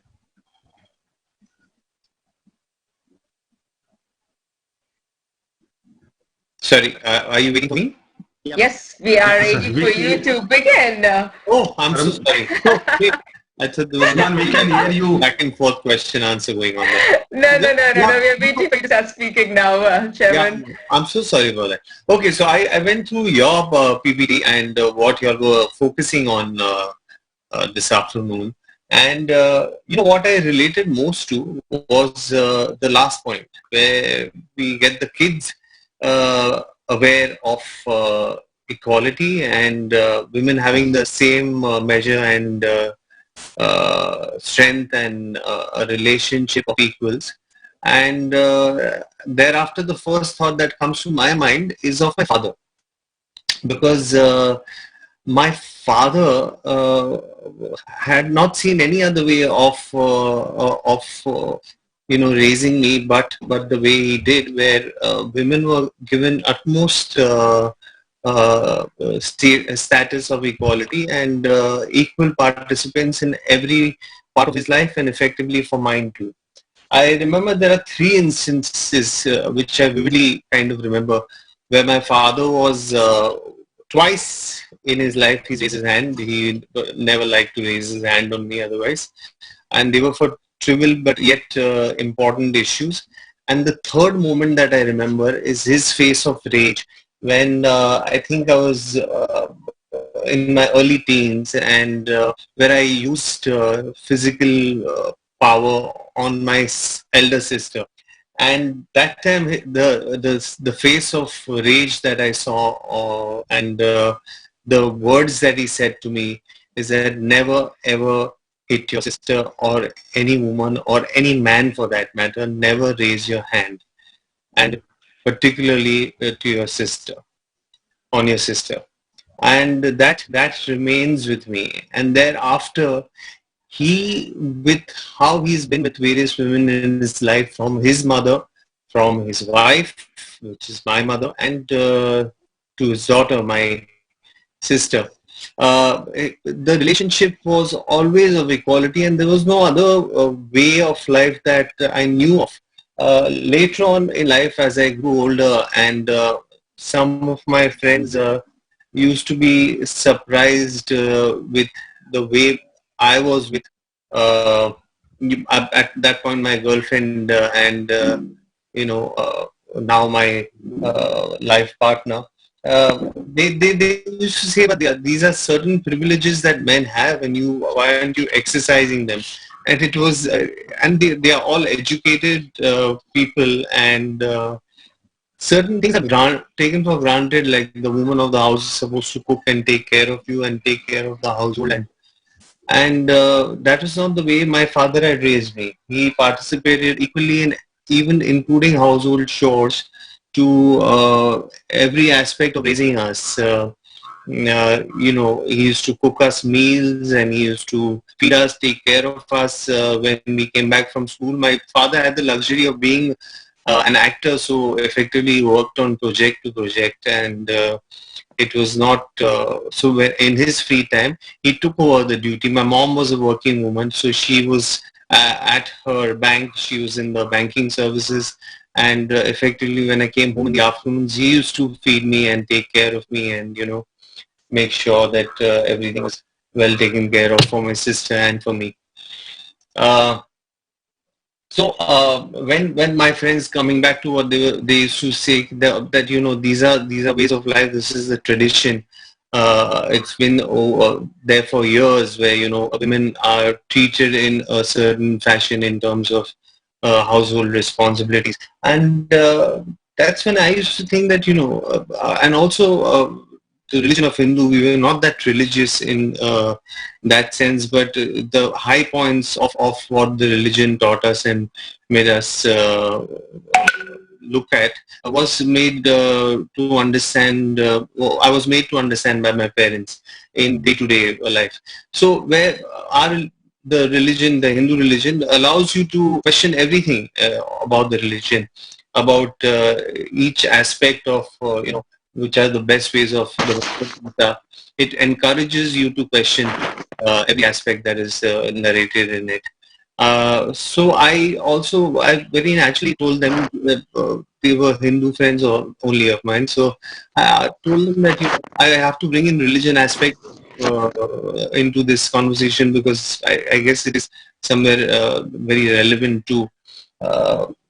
Because he said that no, our traditions tell us that this is the way things have to go, and I was surprised that someone who is well educated and a practical guy, and my friend who lives with, I mean, I spend a lot of time with him, that you don't question certain traditions. You are almost fearful to question certain traditions, and though your religion allows you, you are not aware of the fact that you are supposed to question traditions, and if they are not up to the date, you need to bring them up, level them up to the times. There might have been certain traditions which might have been followed by our ancestors or a couple of generations before us. There might be practical reasons at that point of time which we don't take into consideration. Even in today's time, we operate in the same old fashion, which was always, even to my rational mind, forget anything else, it always raised the question that why so? And I think if we believe in humanity, then women and men, both included, a man should treat everyone equally, rich, poor, women, man, because that's the sheer joy of having any kind of relationship, I think. a man-woman relationship or a man-to-man relationship, maybe a father or brother, if there is not equal respect, if there is not an equal say, there is no, I would think that there is no true joy to it. It is out of compulsion that you maintain these relationships.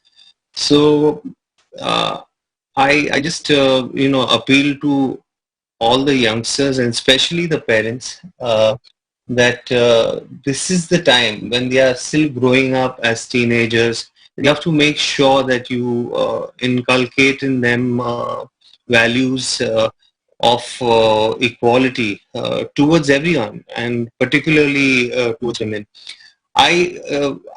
So coming back to what I earlier said about how I instinctively, use physical force on my sister, and I didn't know better, and it was not out of anything else. She must have said something. I instinctively used my power over her, not realizing it's the right thing to do. It's not the right thing to do. But that realization immediately at that point of time, my father brought into my awareness, which I think was very valuable lesson to me, and which has then made me the person that I am. So when you check your child at the right point of time, I think he's good for the rest of his life. So parenting is extremely important. And as far as children and young adults are concerned, traditions may be questioned. There's nothing wrong in doing that. And the rational mind should be brought into the conversation, and you must question whether the way you are treating your partner or anyone else equally or not, and whether you're giving them their voice, their power, their strength to stand up for themselves, making them truly independent. It becomes your responsibility. You should treat it as your responsibility. So yeah, this is what I have to say. Thank you, Sherman. Thank you very, very much. I think that was understood very brilliantly, and you've shared the examples. Thank you very much for that. And it was very nice to have you here. Thank you for taking your time out and joining us today on this very special moment here for FOGSI. As you know, the vision of FOGSI is for the betterment of every women, every child, child born. So thank you, Sherman. And yes, Alpesh sir is right here. Sherman, thank you very much for and accepting our invitation and giving this very important message. Your father, when you were very small in childhood, your father gave you a very important lifetime lesson to you, and today you pass on this message to all our listeners, viewers. Thank you very much. This is very, very important message, and we'll definitely remember this message, and we'll try all our, I request all the parents and all the viewers, all the youngsters to take this message and remember this message always in their life, as we always remember your character, Raju Rastogi, for lifetime. So my request to all of them to keep this message with them for lifetime. Thank you very much, Sarman. Thank you. Thank you for having me. Take care. Thank you. Thank you very, very much. All right, so Dr. Alpesh Gandhi has to share something with us. Over to you, sir.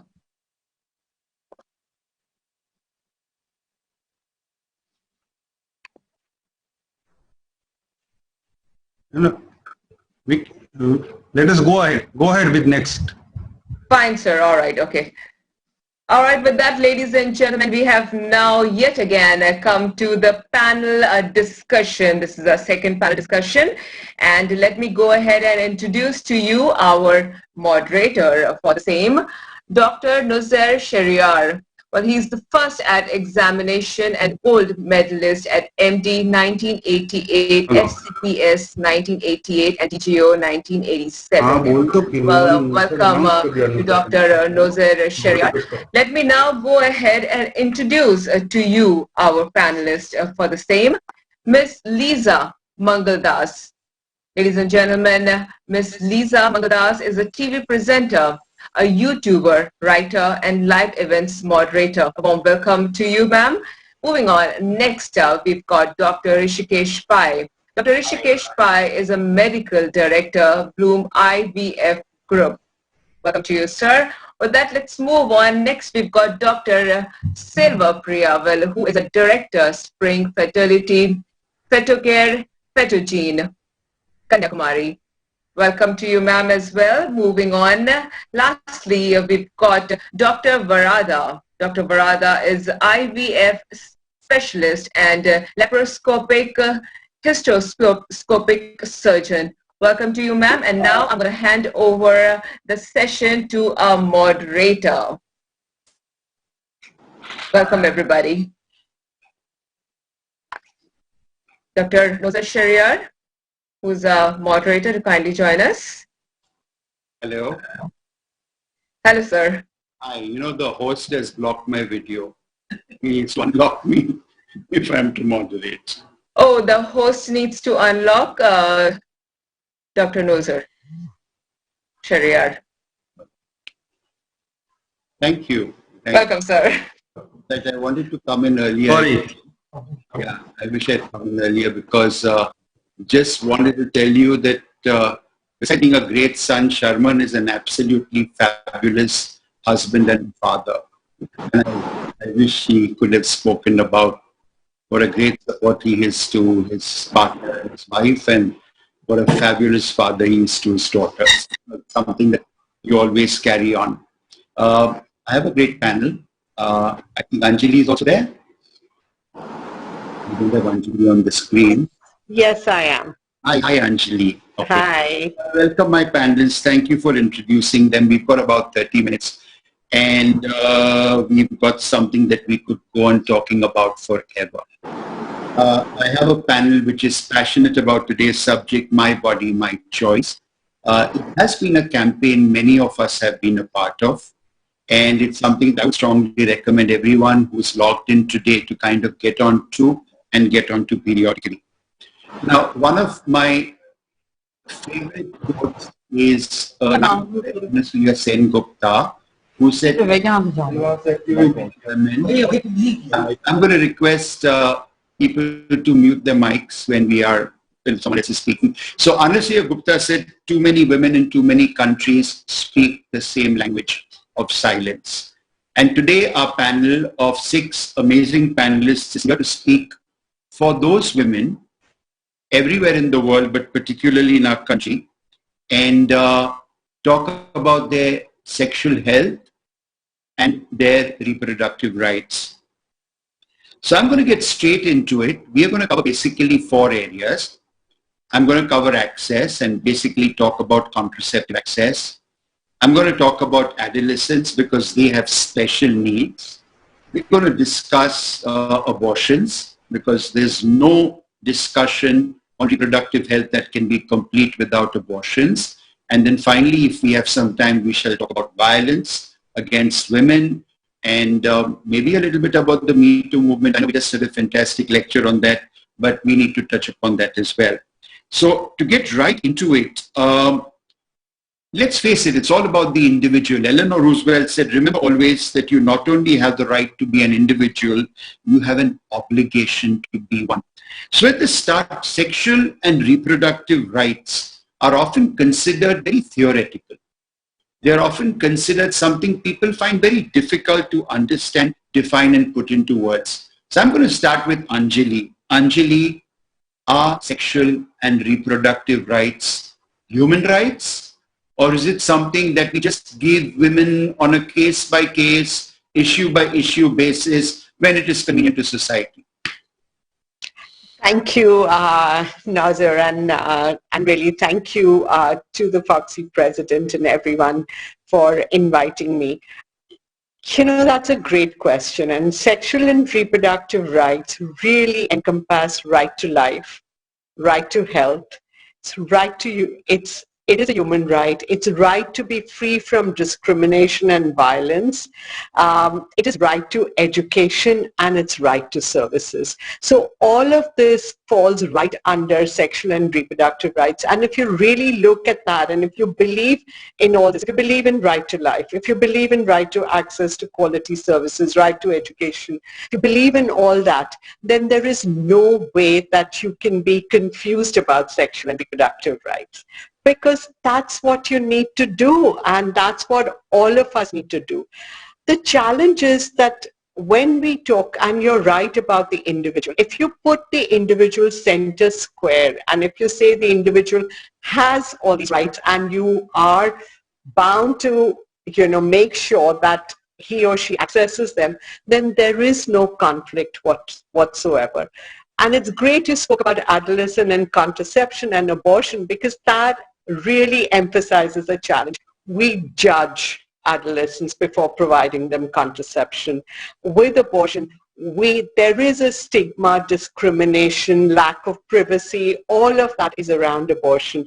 And if you look at all the rights that we put together, PCPNDT, which is really to protect gender discrimination, FOGSI, which is to protect violence against minors, and MTP Act. They're all good acts, but they keep impinging on each other because we don't understand the basic principles around sexual and reproductive rights and how we just need to get them services. We need to listen to the women or any individual who needs these services and provide them with quality services. Thank you. Thank you, Anjali. And for the gynecologist, all I can say is privilege being a gynecologist, because everything we do for women is, at the end of it, sexual and reproductive health and rights. So it's actually very easy for us to define because we do it every day of our lives. Now, when you talked about women and putting women in the center, here I want to bring Lisa on. Now, I had the privilege of doing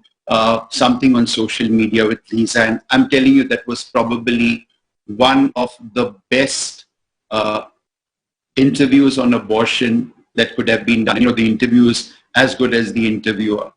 Now, Lisa, I just love the work you do, and trust me, I've been directing my patients to so many of your videos because you're doing my work for me. So Lisa, I'm going to ask you this question. Now, you are someone who looks at our profession from the outside.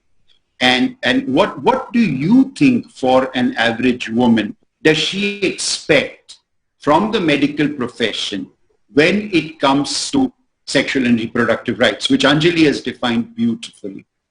Lisa. Thank you so much, Dr. Nozer, for your very kind words, and it was an absolute privilege having you on the channel.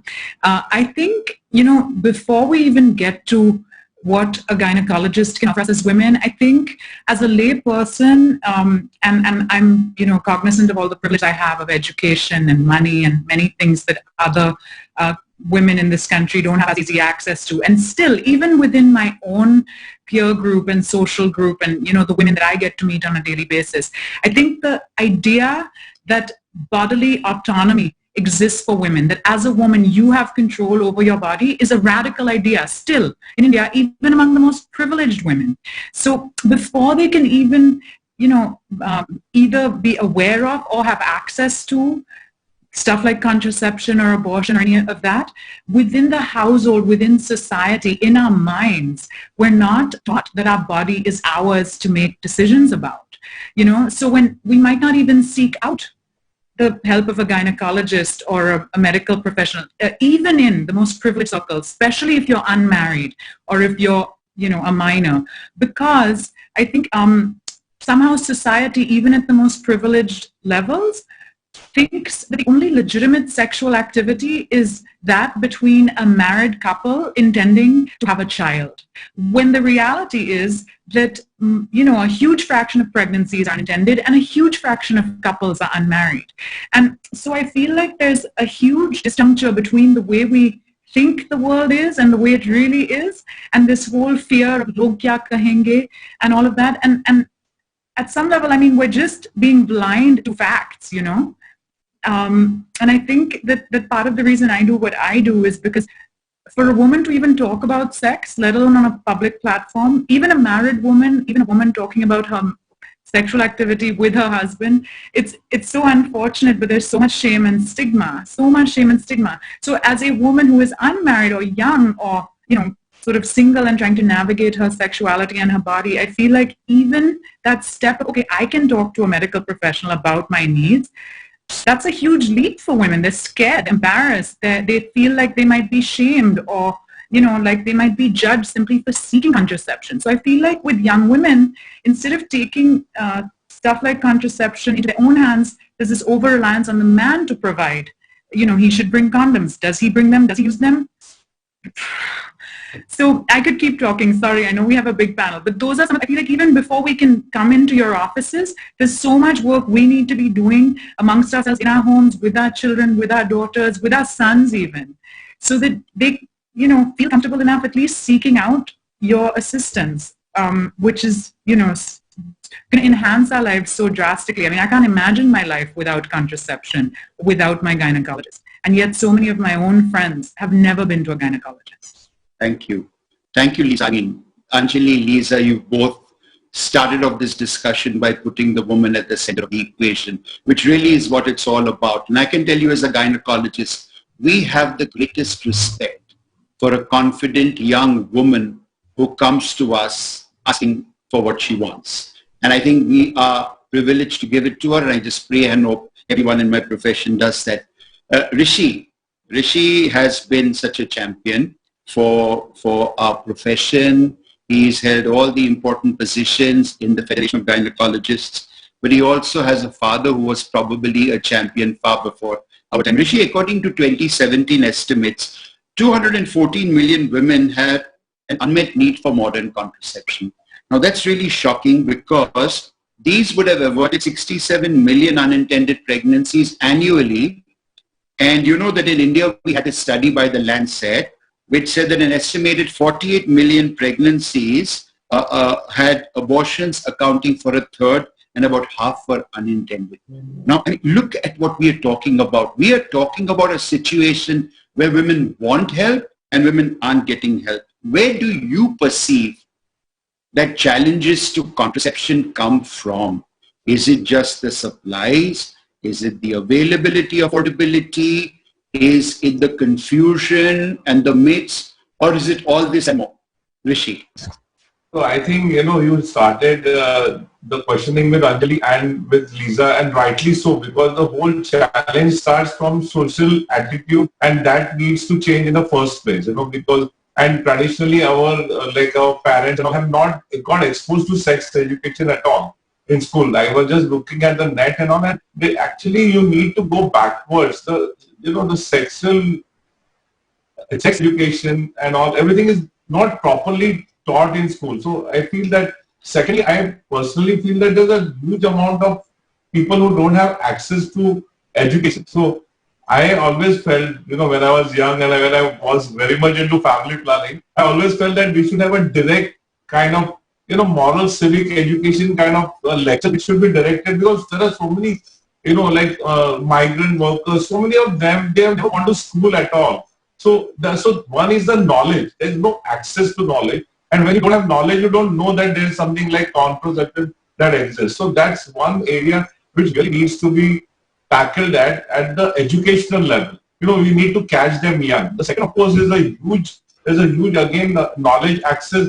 Suppose a person wants to have an access to medical MTV services or contraceptive services. They don't know where to go. So there needs to be huge amount of public communication given all the time. You hardly see, in the good old days when my father was into family planning, there was so much publicity. Now you hardly see any publicity about family planning. Maybe it's silent on the internet, but you need to have a pushing kind of technology also. You can't have people going to a site and accessing knowledge and pulling it out. And of course, the third thing is there's a huge amount of lack of services also. So there are lacunae at every level in knowledge and origin of the knowledge. The second is the access to the knowledge, and third is the lack of services. So these all three are contributing to lack in access to contraception. And then of course the final thing is, again, there is a conflict in the acts as well. So that also needs to be probably streamlined and complemented. There needs to be complementation between all these acts. We'll come to that. I wanted to go to Dr. Selvapriya. I know Rishi has kind of quickly given us an overview of the problems, challenges, and maybe mention some solutions. But I want to come to you. Firstly, we have something the WHO calls universal health coverage. This is an entitlement, okay? This is a right, and contraceptive coverage is a part of universal health coverage. Unfortunately, governments are struggling to deliver these services because, let's face it, in India, 70% of services are generally provided by the private sector. So my question to you is, as someone who works with women, are there some strategies or are there some partnerships that the government can have with us gynecologists which could help us increase the coverage of modern contraception? Are there some strategies to address the needs of specific groups, like Rishi mentioned, people who are migrants, who don't have a fixed address, people who are homeless, people who are living in the very marginalized situations? What can we do to get to them with sensitivity, without coercion? Because I personally believe everyone aspires to a better life. Dr. Selva. So thank you for the question, sir. And so this starts very early. In my town, like I'm from Kanyakumari, it's a town, and here the awareness about sex education, the way people communicate with the children, we have started making it a point, like from our society also, we make it a point that we go to the primary schools, like 5th standard children, we start telling about things. You know why? Because 10 years back, we were doing it for the class 11 and 12 children. But as days went on, we were thinking more, and the children have to be taught earlier. So we started doing for the 5th standard children. And trust me, sir, that is the right age for them to start understanding the body, because the whole panel is about my body, my choice. That's the right time. So when they are exposed to knowing their body, and then they understand that these needs are the physiological needs, this is also a part of the desire of the body, they get more exposed to all the options and this and everything available. It might not sound good like teaching the children about all this earlier, but they have to be taught in the right way. So by doing that, by cultivating that at an earlier stage, you actually give them a path and pathway to travel so that they can take the course. They will be aware of a lot of things. There are so many things which can happen to me. I might be disturbed physically, emotionally. I might have to go through certain things. So kind of this will actually prepare them at an earlier stage to handle this. And then with all the current facilities available in the internet, trust me, sir, a lot of them know a lot about contraception. There was a question from a 5th standard girl who asked me, should I really get married to have a child? I think I can get an IVF done. So we have to catch them early, and knowing the body should be done in the right way so that they will also not hesitate to come and get help. They should be made to feel that they can talk to parents, they can talk to their friends, they can go for medical help, so that we can also be able to communicate. The first problem is the communication. We cannot get it from the patient. It's very difficult to get the real thing, you know.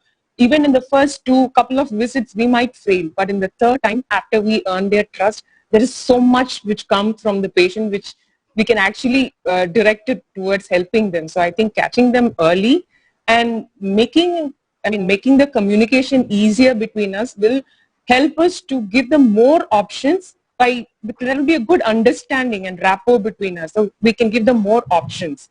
We can avoid a lot of these abortions also. So our next question is going to be on adolescence. I just want to check, is Dr. Vinita on the panel or she's not logged on? I don't think she's got Dr. Varadaya. But just to tell you two things.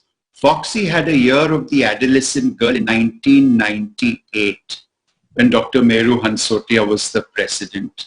The theme of the year was the year of the adolescent girl, education and empowerment. We went to schools and we were doing the classes for the 7th and the 8th. And at that time, the 8th and the 9th, but that time because my daughter was in the 6th, I insisted 6th and 7th. You do age appropriate information for them. You don't tell girls about menstruation in the 9th because they've been menstruating for the last 2 years. You tell them about it, but they know. You got to start off and build it up gradually. And trust me, that's the way to go. Our problem has been, we do this, but we do this on a small scale. And maybe there is a public-private partnership going ahead. Rishi is past Secretary General of FOGSI, and he's going to be president someday, where FOGSI needs to have a strategic plan and championship as to how all the stuff we've been doing individually and on a piecemeal basis. Societies have done education, we have done it, the Family Planning Association has done it. We need to wrap this up and go to the government, and they have to roll out a nationwide program, which is not for states to accept or not to accept. States will have to accept this because this is something that affects women all over the country. And this would be a great place for public-private partnership. I once jokingly told the Family Planning Association that let's stop spending all our money on everything else and only spend it on the adolescent girl, and trust me, we will have a great country. Coming to adolescence, globally it is said the adolescent birth rate amongst females 15 to 19 has declined by 21%, but we still have significant adolescent pregnancies in India to the tune of 24% of marriages and 8% of pregnancies. Now, these are challenges. Challenges of adolescent awareness, access to care, and of course, there are problems with the legal situation. So I'm going to put this to Dr. Varada. Reaching out to adolescents. If you are a young person in this country, you pretty much have no voice. Yeah, if you're absolutely. In the country, someone else is speaking for you. We gynecologists have the capacity of being their partners and their co-conspirators to help them look after themselves.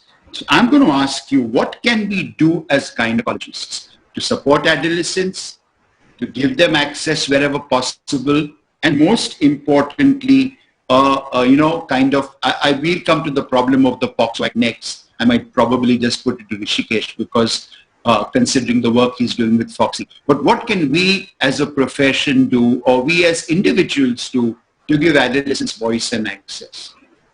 I'm sorry. I'm so sorry, Dr. Nozer. I'm very sorry to interrupt. We've got 5 minutes to go. Just wanted to inform you that.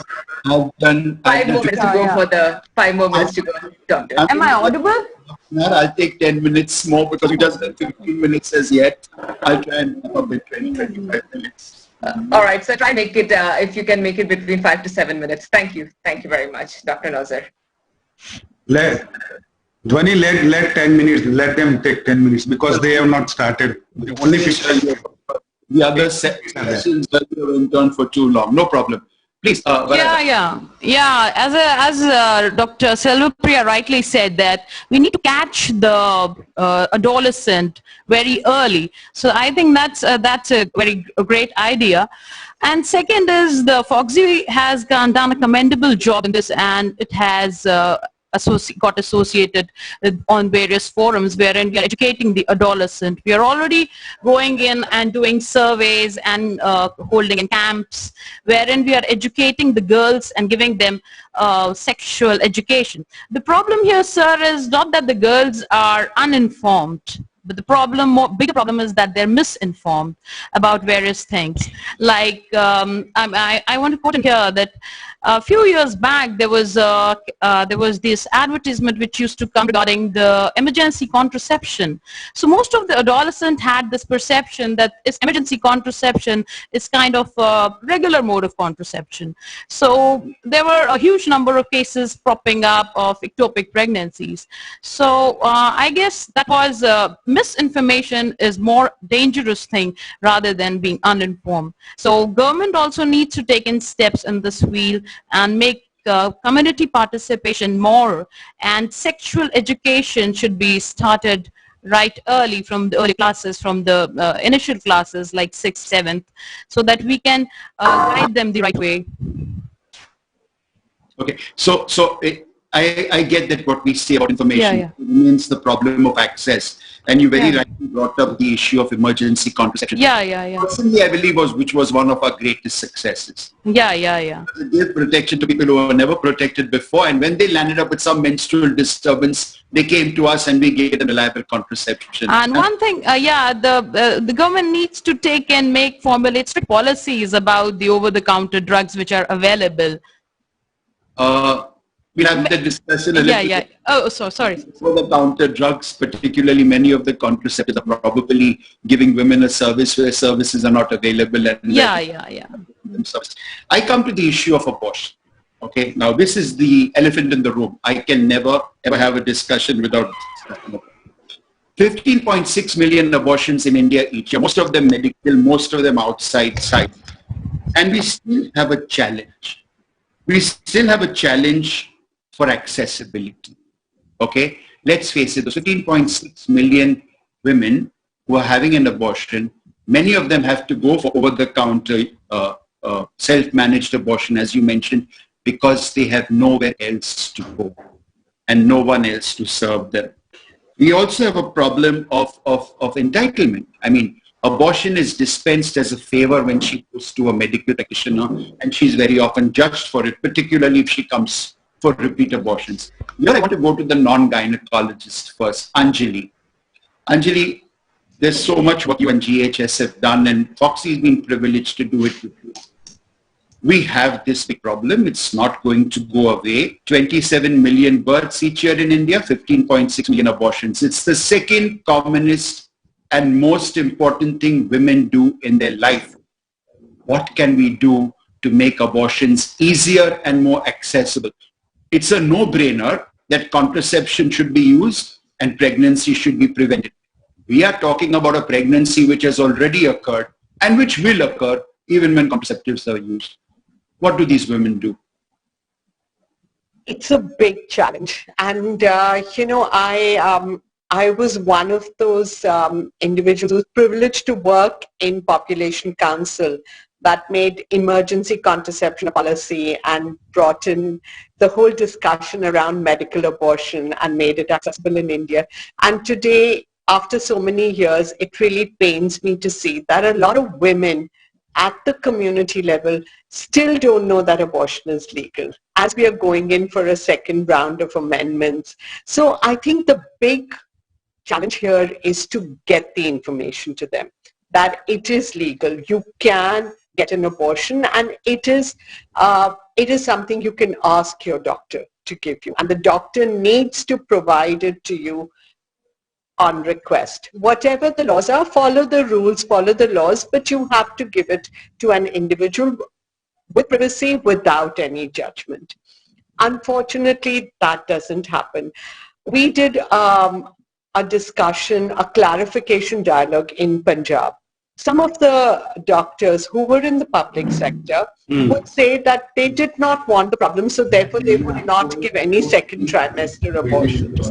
Now, in the rural areas, by the time a woman knows that she's pregnant and can get the service, normally it's beyond 12 weeks. So it's a big challenge. And I think here is where public-private partnerships are very key, where FOGSI needs to have those regular dialogues with state governments. FOGSI chapters need to work with state governments and work with organizations like Global Health Strategies to get the information out and provide the service. To me, I think the big thing really is get the contraception out, but also get the MTP service to women when they need it. Medical abortion is a big game changer, and I think we have to figure out ways on how that can be made more accessible with the right information and the right consultation for women. We're going to wrap up in the next few minutes, but I have to go to Lisa because I want to go to get the women's perspective. Abortions carry more stigma than most other things women deal with. And this is unfair because if you consider the number of abortions that happen worldwide, and the number is 56 million each year, abortions should almost be normalized. And women still feel embarrassed and worried when an abortion is done. Lisa, what we can do to support these women to overcome such stigma and stand up to society and say, you know what, this is something that 56 million women are doing and society has no business to come in our way. You know, I think that change is radical. It really happens overnight. It is normally incremental, and it starts with. And Mr. Alpesh, sound on mute. Now we are requesting the others to mute while you are speaking. There's some background. Go ahead. So I was saying that I think that there's so much unconscious bias in the minds not only of men but even of women ourselves, because there's so much internalized misogyny. We are often our own oppressors. We perpetrate and perpetuate the oppression we've been dealt, you know. How many of the people on this panel would be able to, without judgment, guide their own daughter through making the choice to have an abortion or not, should she be in a situation where she has an unwanted pregnancy. You know, how many of us would be able to provide that sort of judgment-free information around contraception, around safe sex, around consent to our own sons and daughters? I'm not sure. I hope you all have open relationships with your parents. So often, even as a provider, as an activist, these are things we ourselves aren't fully comfortable with discussing with young people around us. So, and we're supposed to be the evangelists. So where's the hope for the common person, right, who's so overcome with that baggage of shame? And I just feel like as adults, if we pass on that shame, even when educating young people, then this whole process of change is going to be so much slower. So first, I think we really have to rid ourselves of any shame in discussing these issues. Talking about an abortion or contraception is as normal as talking about the weather or breakfast, at least for me. And I hope it can be for more people. It's just, you know, things that happen in life. And there's no moral value attached to it. And I feel like the more people are able to just discuss female sexuality, even more than just sexuality in general. I feel like female sexuality is particularly stigmatized. And also to think of sexual and reproductive health as, while they're aligned, they're also two separate things. There's, you know, a whole aspect of sexuality that doesn't have to do with reproduction. And so what if I'm a woman having sex who doesn't want to have a baby? You know, I think women should be allowed to have access to abortion on request up to 12 weeks. And for women in rural areas, where's the access to one, let alone two medical providers for their opinions, you know? So, I mean, I don't know. I hope I'm not offending anybody, but I really do think that the more we make abortion feel like this big, you know, contentious issue that's loaded with the baggage of religion and culture and sexism and all of this, the slower we're going to be able to sort of see any change in this regard. I just think it's so important, as quickly as we can, we make it normal to talk about this, as normal as seeking, you know, any other medical help. If I broke my leg, I'd go to a doctor. If I want an abortion, why can't I find out what my options are?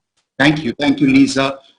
You haven't offended us. You've impressed us. And we now come to the wrap up.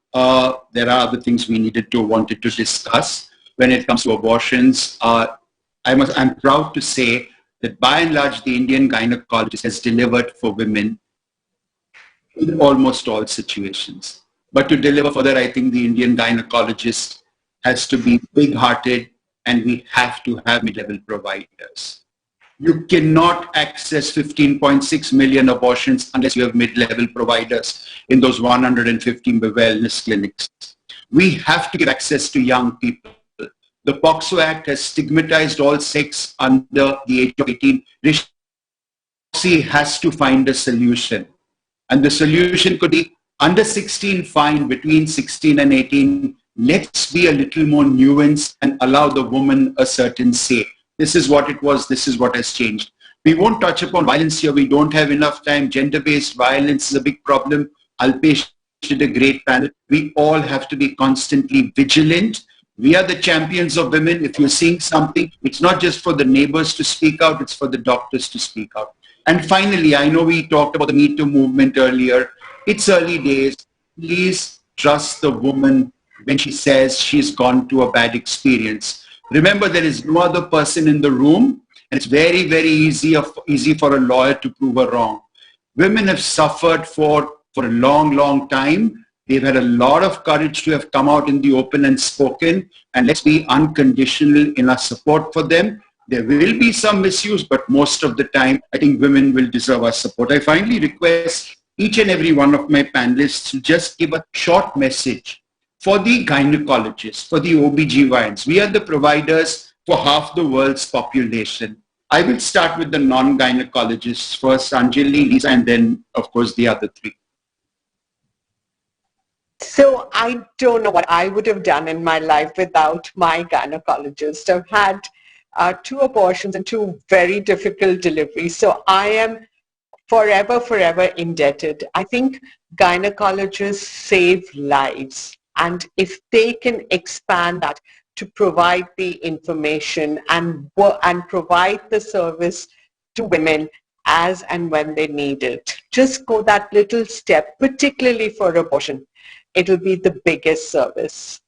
unconditional, absolute and total support without question. Without question. A girl who's coming to you and she's on an examination couch, do an abdominal examination and whisper to her, are you sexually active? When a mother's sitting outside and help her out. We need to be with them all the time. Lisa. Absolutely. Yeah, I would say the same. I hope that gynecologists can have a very positive and respectful attitude to sex, even when the woman in the clinic is unmarried or under 18 years old, you know, and I also hope that they're able to provide information to the person free of any moralizing or devoid of any personal value or religious value system, because everybody should be allowed to make their own decisions without your own moral compass coming in. You know, you're providing a medical service to someone. Don't let your own biases or judgments or religion come into the picture. I think, unfortunately, everyone isn't as liberal as our gynecologists on this panel. You know, there's so many people who have gynecologists with their own biases that come into the picture, making it so much harder then. Then you'll never go back. It's so hard to go, and you're never going to go back if they judge you or shame you or make you feel like you've done something wrong by having sex, you know, or by seeking an abortion or by wanting contraception. But too often that is the experience. I hope for all the gynecologists tuning in also, I hope we can all just leave shame at the door. There should be no shame inside the clinic. Zero shame. Thank you. Selvapriya, Varada, and then very briefly Rishi. If there is any shame happening to the gynecologists here, stop doing it, and to the women who've logged in, find another gynecologist. Sir, I just want to add one thing, that we need to train our staff when in regard to this, and because what really we have experienced that whenever an unmarried female steps in our OPD or a clinic and wants an advice regarding abortion or anything like regarding contraception, there is a huzz and buzz kind of environment. We need to train them that they need to respect their and stop this kind of a moral policing and respect their ideas and respect their opinions and not make them look ashamed of whatever they have come for. I'm sure your staff will follow your lead. Yeah. Yes, sir. So I have a request for my fellow gynecologists. Actually, we should not avoid handling abortion cases. You know, there are many places who refuse to take abortion cases in private, and the patients are forced to go to the government setup. And because of that time lapse and that emotional pressures and everything, there are many unsafe abortions happening. We have to be thoroughly professional. We are healthcare providers. We have to do the best of whatever services we have to provide to the patient. So if we stop saying no to abortions, that itself is a giant leap in making the abortion safer for women. Because if we are not ready to take that abortion, we ourselves are putting them down, making them feel low. We should not make them feel like that. It's just a request. It's just that. Thank you. FOGSI framed rights to abortion for a woman way back in 2002. And I'm proud to say that when we did a study, 95% of Indian gynecologists provided abortions, maybe not always. Unlike other countries where there's a lot of conscientious objection. But you're right. Some of the laws are today making us turn women away, and that should stop. Rishi, last word to you. Yeah, so I would agree with Anjali that we need a massive amount of advocacy. I would agree with Lisa that we need not be judgmental about anything. We should just provide the service. And I would also say that we need to, the problem is the service providers are not what those are. We know that that's a big problem. So I feel that the organization, the association, and all of us should train more, maybe MBBS doctors to provide those, teach them those 25 numbers so that they can be the providers. So we need to increase the provider base in order to, if there's a disparity between the demand and the supply, then we need to do that. So we need to do everything possible. I'd like to end by quoting Muhammad Fatala, who is our great philosopher, past FIGO president, who said, women need power to secure their right to health. Powerlessness of women is a serious health hazard. Give power into the hands of women, trust women with that power, allow them to make all their decisions, and trust me, as providers of healthcare for women, as caregivers for women, as partners for women, we could never go wrong. Thank you very much. You've been a fabulous panel. Thank you, Alpesh, for giving us such a fabulous panel to have this discussion with, and I pass it back on to you. Thank you. Thank you, Dr. Sharia. Thank you very much. Thank you, panelists. Thank you, Logan. All right, ladies and gentlemen, with that, let's move on to the next session, Beti Padhao, Education and Empowerment. Well, it is indeed an honor for me to introduce to you our next speaker, and you will know why. Dr. Deepa Malik, a Padma Shri and Khel Ratna who has received 5 President of India awards, 4 Limca World Records, 3 international awards, 68 national and state medals, 23 international medals. Dr. Deepa Malik is India's first paraplegic woman biker, swimmer, rallyist, and India's first ever female Paralympic medalist, also enabling other people with disabilities through her foundation, Feeling Happiness. She is a living example of how education has helped her make a mark for herself.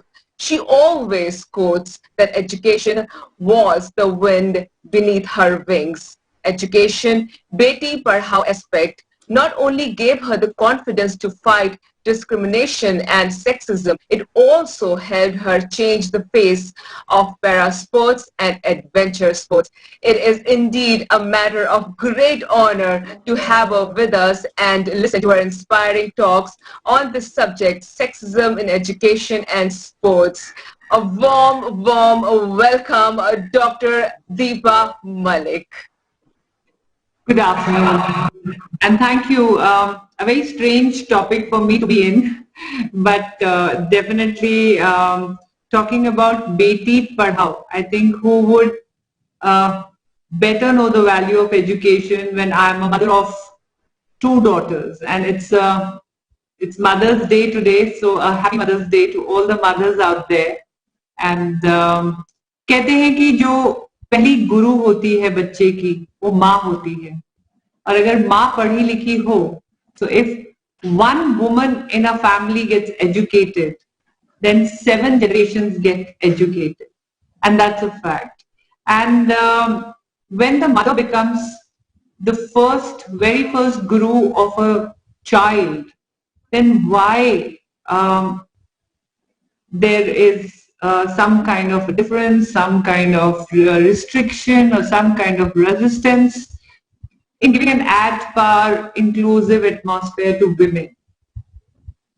People often say that women are not good leaders, and women are not good physically strong enough to be sports persons. And but is it true? I will just take you through my journey of life. I first became paralyzed when I was barely 5 years old. The tumors were there. It took them some time to find out what was the cause of the paralysis. It was cysts in the spinal cord. I was operated upon, and then I was under rehabilitation.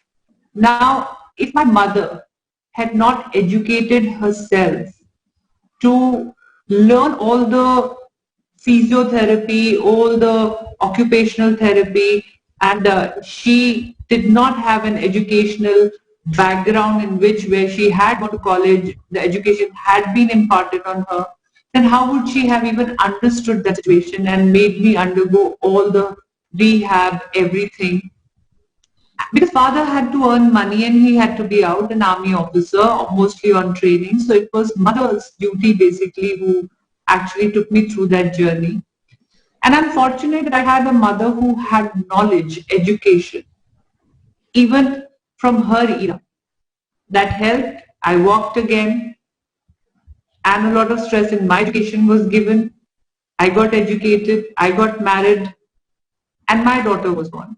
And when my daughter was born, just when she was 1 year, 3 months old, she started to walk. She had an accident, a head injury, and she got hemiplegia, left of her body gets paralyzed. Now, if I had not had the background of education, how would have I ever supported this girl? The same journey got repeated. I helped her with her rehab. She partially recovered. And then soon enough, I got my tumors and I got chest below paralyzed with no bladder, no bowel. A time when mother and daughter both were under rehabilitation, physiotherapy, for almost a similar condition of paralysis. She on the left side of her body, me on chest below of my body.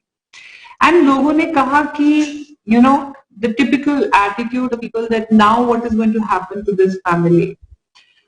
जब मैं छोटी थी और मुझे ये problem होती थी तब भी लोग कहते थे कि बेटी तो भगवानों की मरद है, you know. So much of difference in acceptance of a particular situation and disability on a woman gender. और उसी के बाद मेरी डॉटर के साथ वही हुआ, oh my God, this house doesn't even have a son as a sibling, you know, there is no son in the family, लड़का तो है ही नहीं, दो बेटियों की माँ है और एक बेटी को ये हो गया, माँ को ये हो गया, what is going to happen? A challenge, a lack of acceptance by the society, confusion by the society, because you don't see women in my condition out there. But then what empowered me? What kept me going on this difficult journey where there was no acceptance, there were no policies, there were no visibility of a woman in chest below paralysis at 30, 35, 40 years of age who was struggling to declare ability beyond disability. And once again, I would give a lot of credit to the fact that I had education as a tool.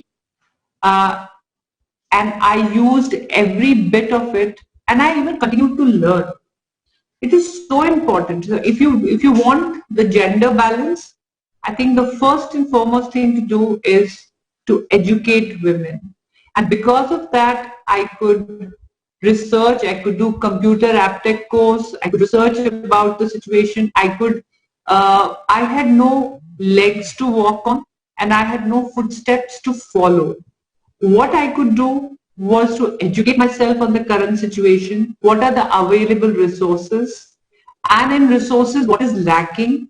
So when I wanted to become a biker, I could research into who is going to customize the bike, who is going to make the bike, and if I have to get the bike on the road riding it, then what kind of rehab again I need, and what are the permissions and the regulations on the road safety that are required. 19 months I fought for the license, and now, but I could do it. I could create a Limca record out of that. And when I joined the world of sports, I again found that there were no fixed policies around disability sports.